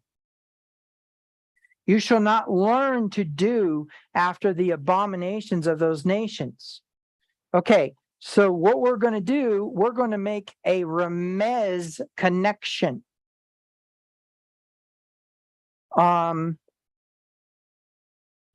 Because what it says in Deuteronomy 20 and what it says in Deuteronomy the verse that we just looked at in Deuteronomy 18, there's a connection between the two. Okay, and I'm going to tell you what that is.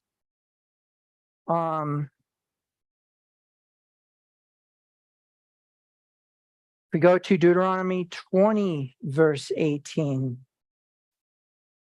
This will prevent the people of the land from teaching you to imitate their detestable customs in the worship of their gods, which would cause you to sin deeply against Yahweh your Elohim. So now going back over to Deuteronomy 18, we see it say what? That he does not want, not Deuteronomy 18, Deuteronomy 20, verse 8, it says, then the officers will say, is anyone afraid or worried? If you are, you may go home before you frighten anyone else.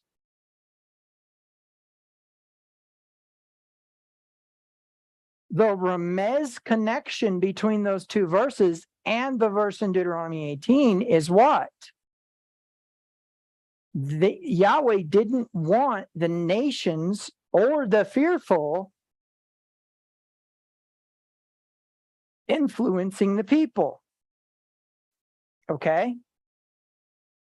So you have the fearful, right? What does it say? It says, we have not been given the spirit of fear. Again, to bondage. But that's that Greek word that says that gives the negation, right? The spirit of adoption by which we cry, Abba, Father, not the spirit of fear. So if we are in the spirit of fear, we are demonstrating that we are not his children. I'm going to get to this now.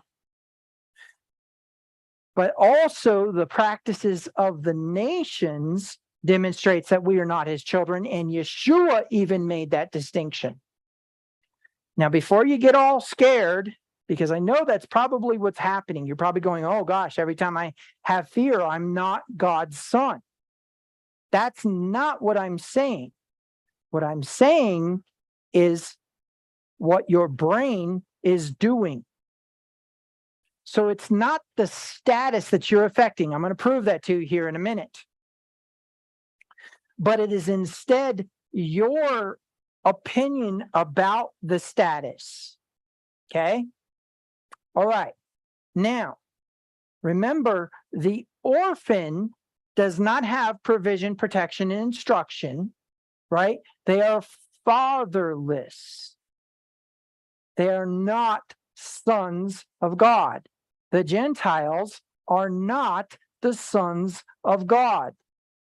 Israel is the sons of God.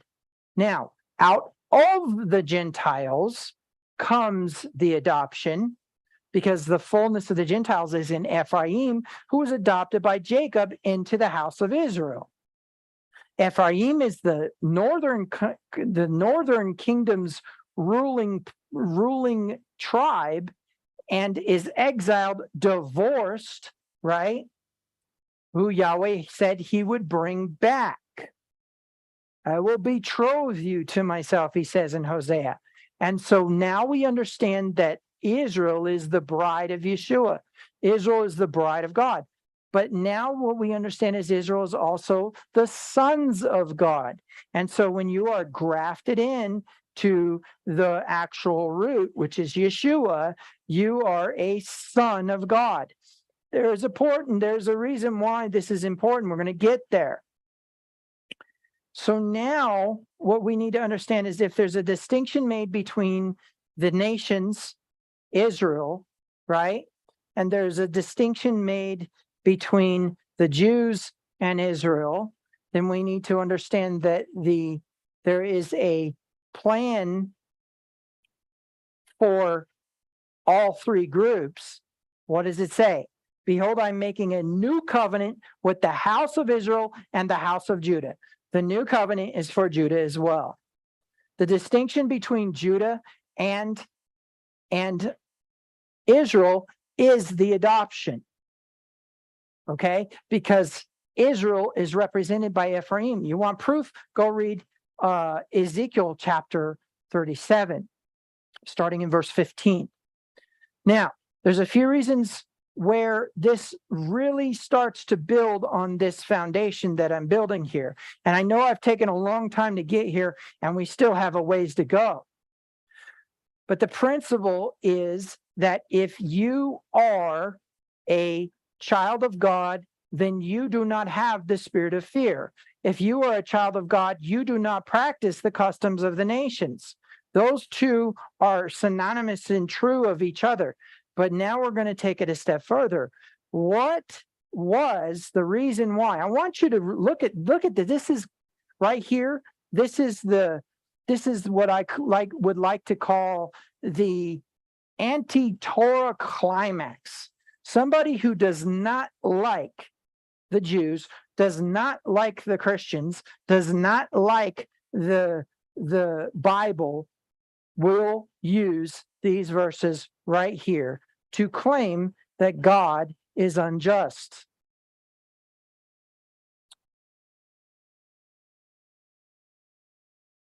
When the Lord God, let's go up to verse 1. When you go out to fight your enemies, we'll get to that in a minute. We go out to fight your enemies and you face horses and chariots and an army greater than your own. Do not be afraid.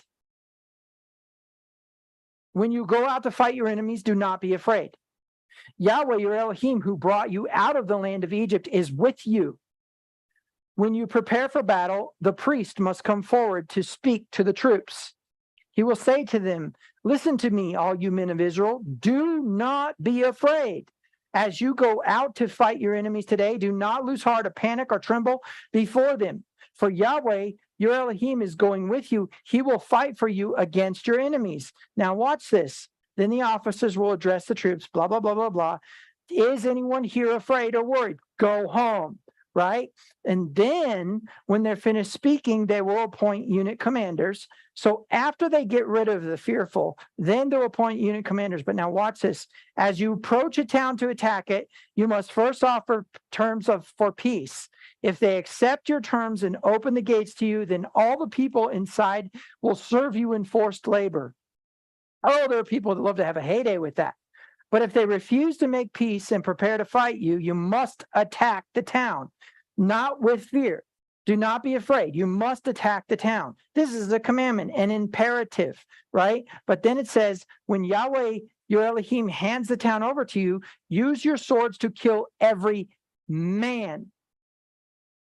But keep for yourselves all the women, children, livestock, and other plunder. You may enjoy the plunder from your enemies that Yahweh, your Elohim, is giving you. Okay? But now, here's something very, very, very important. Look at verse 16. And those towns that Yahweh, your Elohim, is giving you as a special possession, destroy every living thing. Right? You must destroy them, right? Because why? Because they're going to teach you to do the wrong thing. Right? Now, going back to Deuteronomy chapter 18 and looking at this part here, anyone who does these things is detestable to the Lord. It is because the other nations have done these detestable things that Yahweh, your Elohim, will drive them out ahead of you. Okay. So basically what we have is instruction that if the nations become our enemy, that we are to offer them peace first. If they do not accept peace, then they are to be what? Eradicated. Why? Because what were they going to teach Israel to do? Refer to Gehenna, right? What is Gehenna? Gehenna is the word translated hell in the New Testament, a majority of the time. There's other times where hell is translated from the word Hades, which is just more proof that it wasn't written in Greek, because no self-respecting Jew would ever quote a Greek god. Anyways, point being, Gehenna is the valley of Hinnom. Hinnom means wailing or sorrows, and specifically the wailing of an infant. Why? Because that was the valley in which Israelites, not Canaanites, not Philistines, not the Jebusites, Hittites, Perizzites, Hivites, Amorites, not the Assyrians, not the Babylonians. Israelites were sacrificing their children to the gods via Molech, who was the receiver of it, literally putting their children on scalding hot hands of a statue that was heated up. It was a bronze statue that was heated up. The child was laid in it, and the child just sits there and suffers and cries. The Israelites were doing this. That's what Yahweh did not want the nations to teach them. They didn't know how to do that. They did not know about Molech and Baal and all of them. He wanted those nations eradicated because they were already practicing this. Josiah comes along and goes, yeah, no, we're not doing that anymore. Smashes the statue of Molech, takes and piles dung and dead bodies and trash, lights it on fire, and from the reign of Josiah until the time of Yeshua, Gehenna, the valley of Hinnom, was a trash heap that was constantly on fire. There's a few reasons why this is relevant. Because there is a concept here that there was a necessity to be at war. These nations that are mentioned, the Jebusites, the Perizzites, the Hivites, the Hittites, the Canaanites, and the Amorites, all practiced these things. That's what it says in Torah in this portion. But then in Judges, it says, these are the nations which Yahweh left in the land so that Israel would learn war. Meaning what? Meaning that the sons of Israel, the house of God, the sons of God, remember what Paul refers to Israel as the sons of God, those who have the adoption, not the spirit of fear, were to eradicate this evil, to bring this injustice to an end. And so, why is this relevant? Because if you are a son of God, what do the priests step forward and say? What do I, as a Kohen, step forward and say? Yahweh will deliver your enemy into your hand. But the only way that happens is if he is your Abba. Because if you are afraid, you don't get to go to war. And if you don't get to go to war, then you are not part of the inheritance. There are obviously things where we would say, okay, well, what about the guy that's going to go marry the wife? He gets to go home, right? What about the guy who's going to dedicate the house? He gets to go home. That's not the point here. There's an extra point made in Torah about this. And it's that they would teach the other men to be afraid. That is not the spirit of adoption. And so we have two areas that identify who the sons of God are. It's not what makes them the sons of God. We're going to get to that still. But it is how you identify. So how do you identify a son of God? They do not practice the practice of the nations. Some people say, oh, well, you know what? We don't sacrifice to gods anymore. We don't do that kind of stuff to children anymore. I'm not going to go there in this sermon, but you don't have to go far in your research. That's all I'll say. You do not have to go far in your research to see whether that's true or not. Now, having said all that, here comes the important part. What was told at the beginning? You shall appoint judges for yourselves.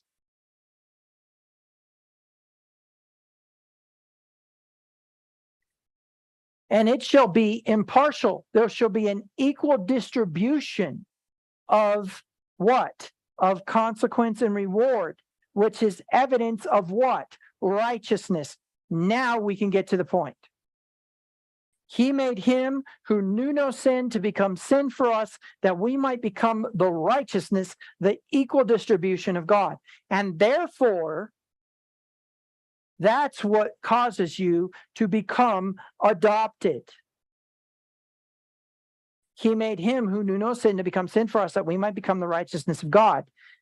It is very important for you to understand that your position as child of God is not merited.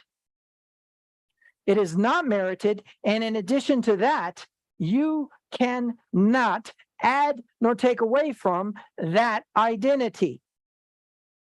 Now, if you are afraid, you are demonstrating that you do not have that spirit. Okay?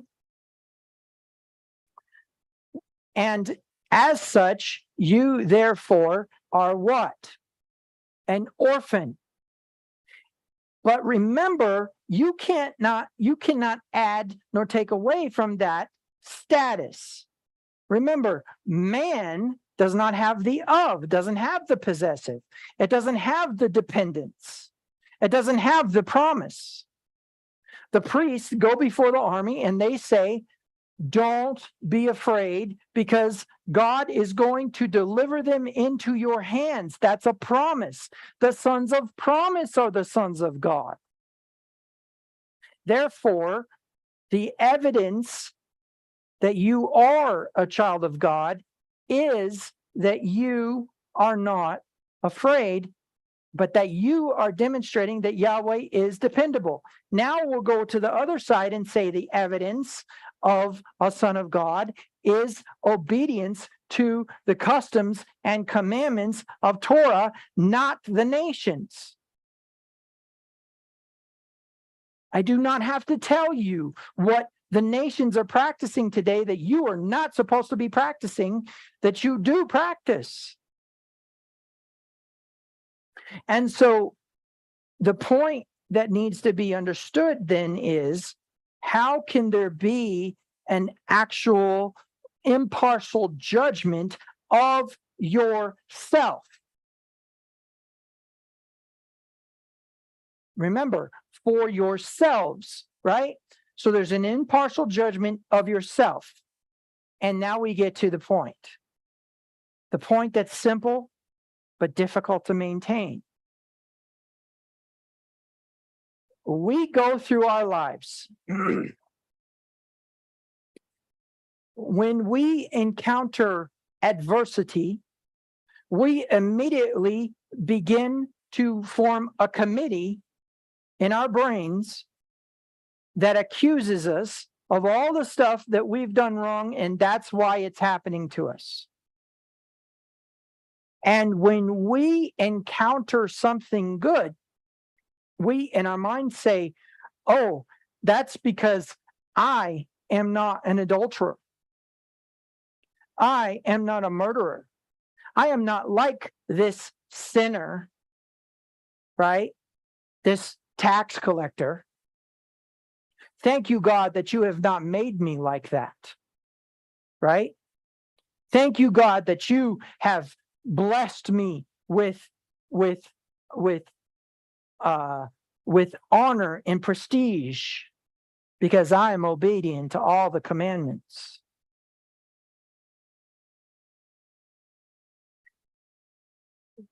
Your merit does not affect your status because it's not what you do that makes you who you are. It's what you think about yourself is what you will do. Why were the fearful sent away? Was it because they were cowards and they were dishonorable? No. You're not thinking straight. The fearful were sent away for the same reason that you had to eradicate the nations, because he did not want them teaching fear to the people. They did not want the people going and doing what they did when they arrived at the promised land at Kadesh Barnea. When they said, oh, we're like grasshoppers in their eyes. Our children will become a prey. Well, you know what Moses says? He says, your children, who you said would become a prey, though not knowing good and evil today, they will go into the promise. You see, the study of good and evil is literally your merit in terms of status, not stewardship. Okay, not stewardship. So from that perspective, then what we have the nations. So let's go for the rainbow. The rainbow represents the nations. Okay, the rainbow is the promise that seed time and harvest, summer and winter would not cease as long as the earth remained, that Yahweh would no longer curse the ground for man's sake, that Yahweh would put the fear of animals, that he would avenge the blood. Okay, that he would avenge the blood. All right, and so from then, what we have is that the nations have the rain and the sun. Because remember the word just, the rain shines on, or I'm sorry, the rain falls on the just and the unjust. The sun shines on the just and unjust. Who are the just? The equal distributors. Who are the unjust? The exploiters.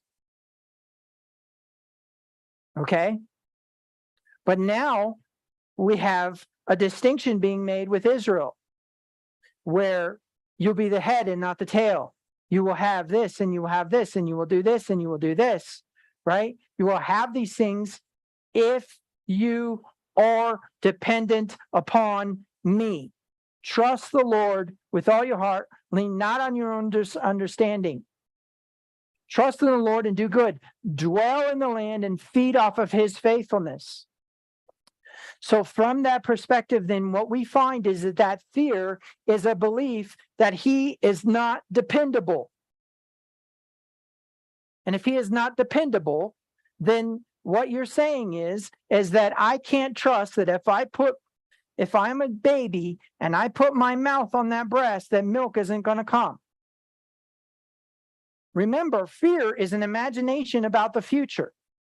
Fear is a belief, a construct of our imagination. However we process that information, whether it be in terms of picturing it or we hear it, whatever the way that we process that information, fear is a construct of the future. It has not happened. There's no proof it's going to happen. And in addition to all of that, it is believing that Yahweh is not trustworthy. It's believing that if you depend on him, you are going to be hurt, hungry, and destitute of instruction. But here's the irony. We have the world telling us who we are. every time your child says mom, you think you're a mom. You don't think you're a child of God, and you don't think that you can trust him with your children because you hear the word mom. Every time that you get up in the morning and go to work, you actually think that you're earning your paycheck, when the truth is that the provision comes from him. Now, albeit by the sweat of your brow, you eat your bread. Okay, that's a given.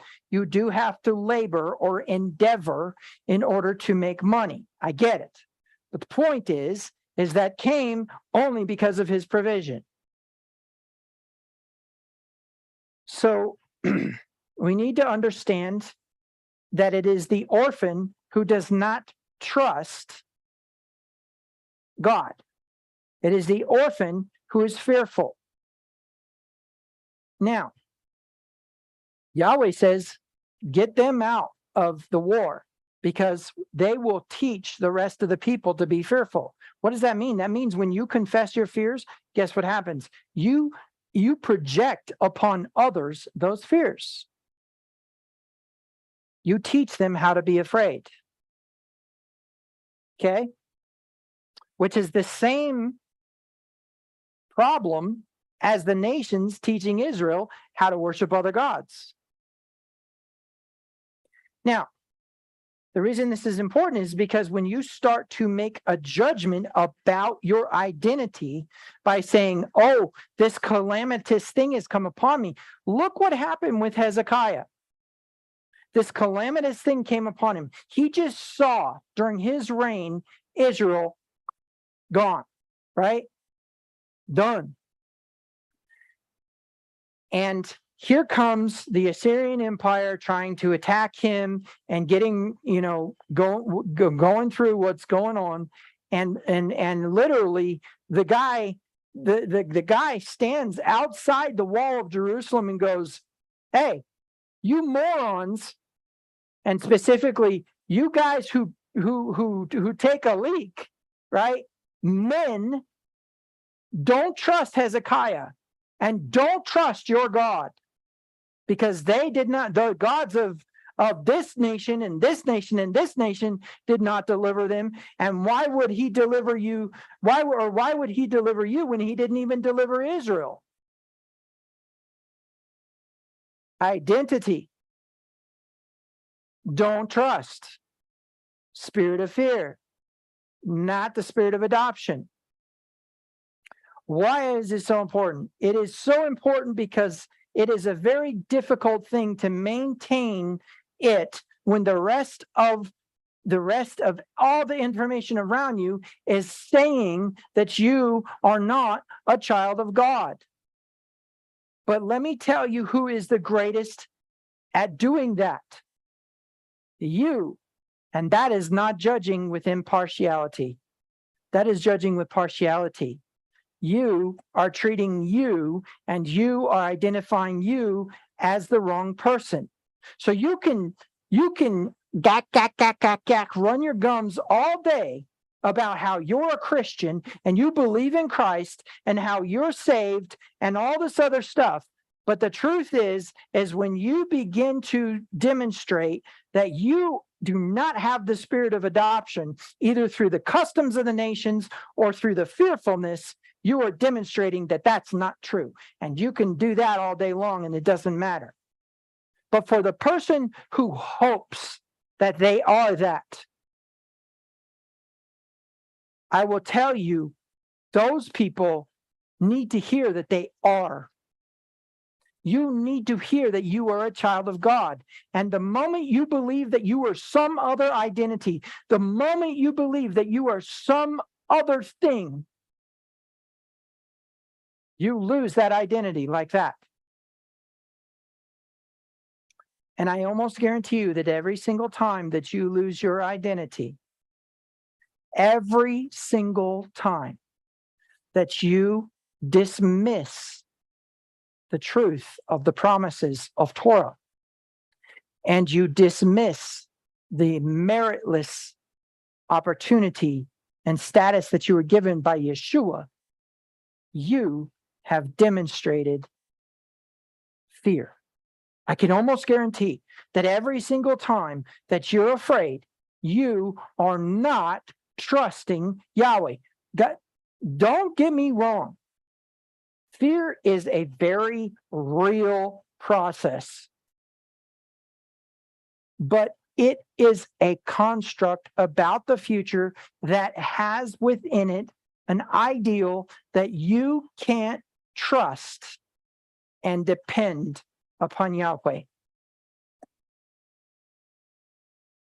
And then fear eliminates your identity, and you begin to take upon you a different identity. And if you think in terms of you being a B'nai Elohim, a son of God, and in Psalm 82, an Elohim, here's what I want you to think about. If you don't have the identity of God as your father, then you are another God. And he says, you shall have no other gods before me. You see how that works? Literally, his jealousy, that's a horrible word. See, when we talk about the image of God, okay, we were created in the image of God. There is a principle that basically what we are doing is we are evidence that light is present and that something is blocking that light. We are a demonstration that something is blocking that light. That is the actual Hebrew there is shadow.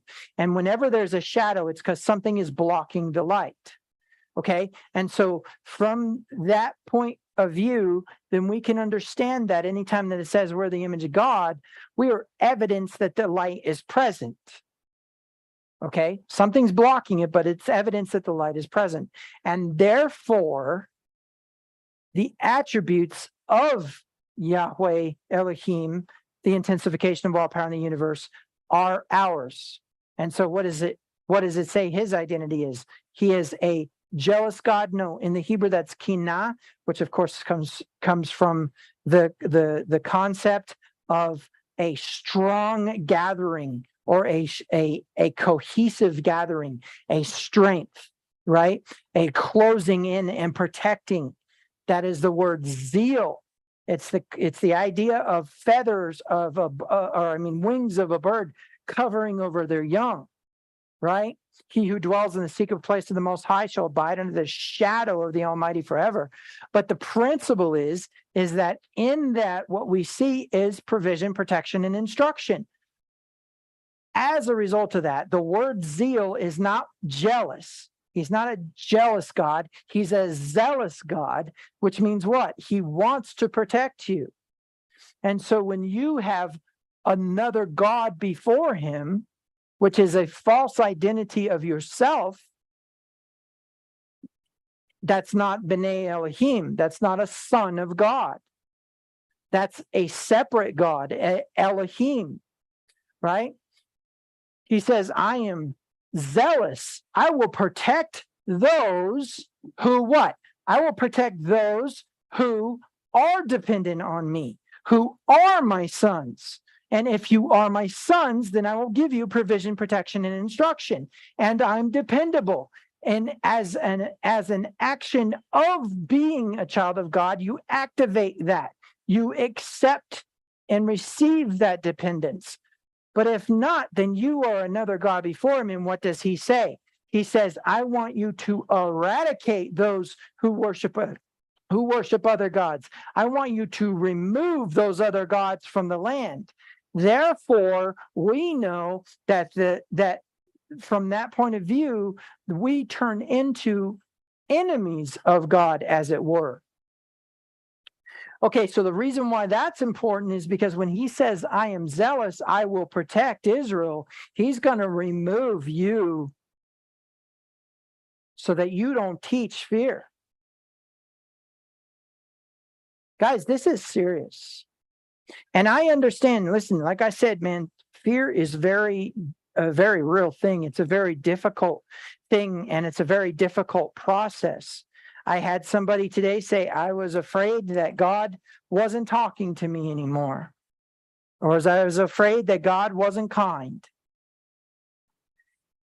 My confirmation for this message came from dealing with somebody who had stopped believing that they were a child of God. And I watched them disintegrate. God's either trustworthy or he's not. Now, granted, I get not everybody's been put into positions in which they have, where they've had to trust God, like Shadrach, Meshach, and Abednego. But you have to get the idea in your head that obedience doesn't bring the birthright. Faith brings the birthright. When the woman said, yeah, but I'll eat the crumbs, I'll eat the food, man shall not live by bread alone, but every word that proceeds out of the mouth of God, every word that proceeds out of the mouth of God came out of Yeshua or ended up on this scroll. Right? Every word that proceeds out of the mouth of God. And we know that the word became flesh and dwelt among us. And every word that proceeded out of his mouth was from the abundance of the heart. And the abundance of the heart said, you are not Israel. And if you're not Israel, you don't get the food. And she says, yeah, I'll eat the crumbs. And he says, okay, your faith has what? Has given you the identity of child of God. Now I'm going to do what I said I would do in this parasha. So you need to understand the judgment that needs to occur. This is the season of introspection. It's begun today until Yom Kippur.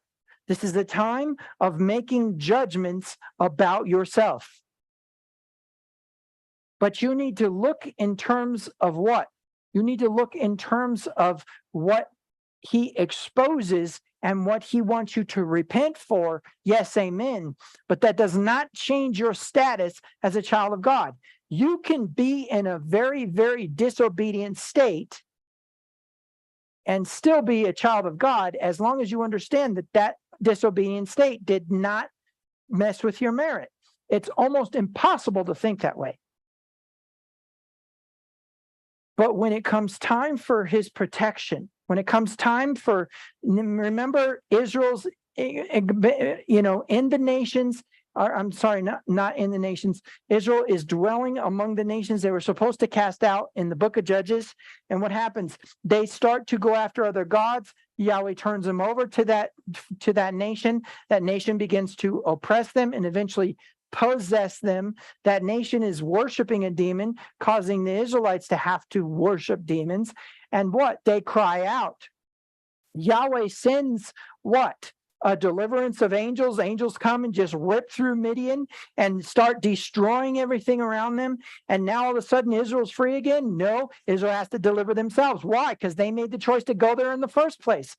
How are they going to deliver themselves from that demon? How are they going to deliver themselves from that false god? How are they going to deliver themselves from the nation who was oppressing them? Yes, they cried out to God. What did he do? He appointed a general. What's the general say? Anybody who's afraid, go home. Gideon, right? Anybody who's afraid, go home. Anybody who doesn't know how to vigilantly drink from the brook, go home. He uses Deuteronomy chapter 20. He says, go home. And so now they go home. And how is Israel delivered from Midian after they had gone after other gods, after they were worshiping other gods and became oppressed? Was it a bunch of angels coming in? No, it was Gideon, 300 men, ripped through the armies of Midian, shut it down, and he becomes a judge over Israel. A judge, a shafat. The book of Judges is Shoftim. That's the name of this parasha. What's my point? My point is if you want to be delivered from your enemies, stop practicing what they practice, which includes fear. You cry out to God, fine, you cried out to God, but now he wants you to fight the battle.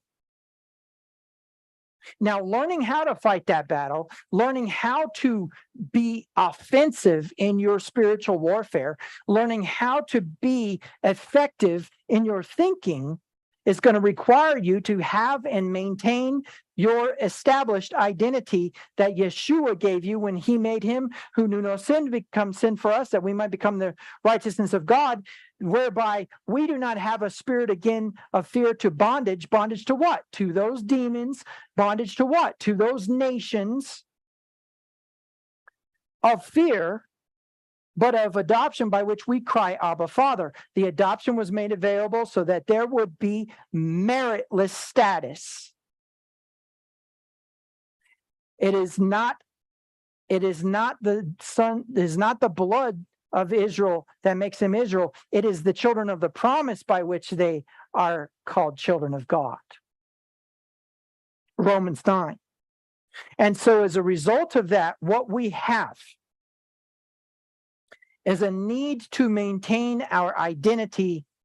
Yes, we have titles, but the idiomatic status that is given to us that has to do with energy, that has to do with authority, that has to do with the collective, corporate collective conscience of those who have taken the narrow road and gone through the narrow gate, as it were, those who Yeshua will not say, "Depart from me, I never knew you." Those ones, whoever they may be, according to the criteria being met of meritlessness, those ones need to maintain that, because they're the ones who are the children of promise. They're the ones who have the identity. Yes, all day long we have stewardships. We have responsibilities to our gender. We have responsibilities to our children, to our husbands, to our wives, to our ministries, to our commerce, to our businesses, to our government. But none of those are your status. None of those are your identity. And if you disassociate yourself from your identity, you will become what you do. Let me explain. You call yourself an alcoholic, you will be an alcoholic. You call yourself a child of God, not only will you stop drinking excessively, but you will be able to drink without having a problem. You call yourself a thief, you will steal. You call yourself a child of God, you will stop stealing. Now, in that process, the maintenance is that you believe it, but what? It's not the hearers of the word who are justified, it's the doers. So what's the evidence of your identity? Torah, the actions of Torah, which will then result in, because remember, all Torah is a request for dependence. Yahweh says, if you'll trust me and you'll do these things, I'll bless you more than the nations who I'm driving out, because this is what they practice. This is what they do instead. They have gotten to the point where they're actually killing their children. Kill them, all of them. But you know what? If you go do it, I'll do the same thing to you. Don't think you're excluded from those rules. But if you will depend on me, I'll give them in your hand. I'll give your enemies into your hand if you will depend on me, if you will trust me. And how do you trust him? You say, I am a child of God, and it's time for me to get some milk. If you're dependable, if you truly are the El Shaddai, which is what? The large-breasted woman, then I accept. I will be dependent on you. I will be obedient. I will trust you. Listen to what Jacob says. He says, if you will bring me through safely, and I always have provision, protection, and instruction, then I will tithe to you, and I will make this place a place of worship. He committed himself to making Bethel a place of worship, but he committed himself to tithing. If you would do those things, then you are demonstrating that you're a child of God. But the point behind it is, I'll trust you with my finances. I'll trust you with my children. I'll trust you with my home, with my heart, with my wife, with my husband, with my children. I already said that. So what's my point? The point of this entire thing is we're entering into introspection. It can make you feel like you are not a child of God, because you will see the things that you have done and will begin to be revealed to you how horrible you've been this year. The point behind it is not to destroy you. The point behind it is not to condemn you. It's so that you will repent, because why? We need to be transformed by the renewing of our mind. There's a reason why these are called temples. There's a reason why Yeshua died at the place of the skull. Okay? There needs to be a change here. There needs to be a maintenance of identity here.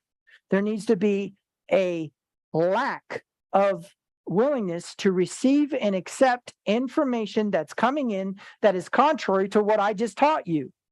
So somebody says, oh yeah, you know what? You're this or you are that. You're a horrible person. You're a thief. You're a liar. You say, I don't accept that identity. I'm a high maintenance child of God. Why do I say high maintenance? Not because you're some California girl, but because high maintenance means you will be maintained not occasionally, but often. That Yahweh will help you maintain your identity, and he will demonstrate that you're a son of God. You will experience more than the nations. Don't think that because things are a certain way right now, that that's necessarily what's going to be the future. But if you start thinking that's going to be the future and you start acting that way, you're going to be accommodated. But that is a demonstration that you actually are not depending on him. You are not receiving from El Shaddai. Okay? So for those of you who are on YouTube, I will go ahead and end the live stream and say Shabbat Shalom. For those of you who are on Zoom and you are going to participate in the Midrash, hang out for a little bit. I just need a few minutes to get set up. And for those of you who are not going to stay, I will say Shabbat Shalom. Enjoy the rest of your day of rest. That is your life happening for you, not to you, and is also an opportunity for you to not worry about the things that are going on in your life, to relax and be with the Father and enjoy this day. Shabbat Shalom.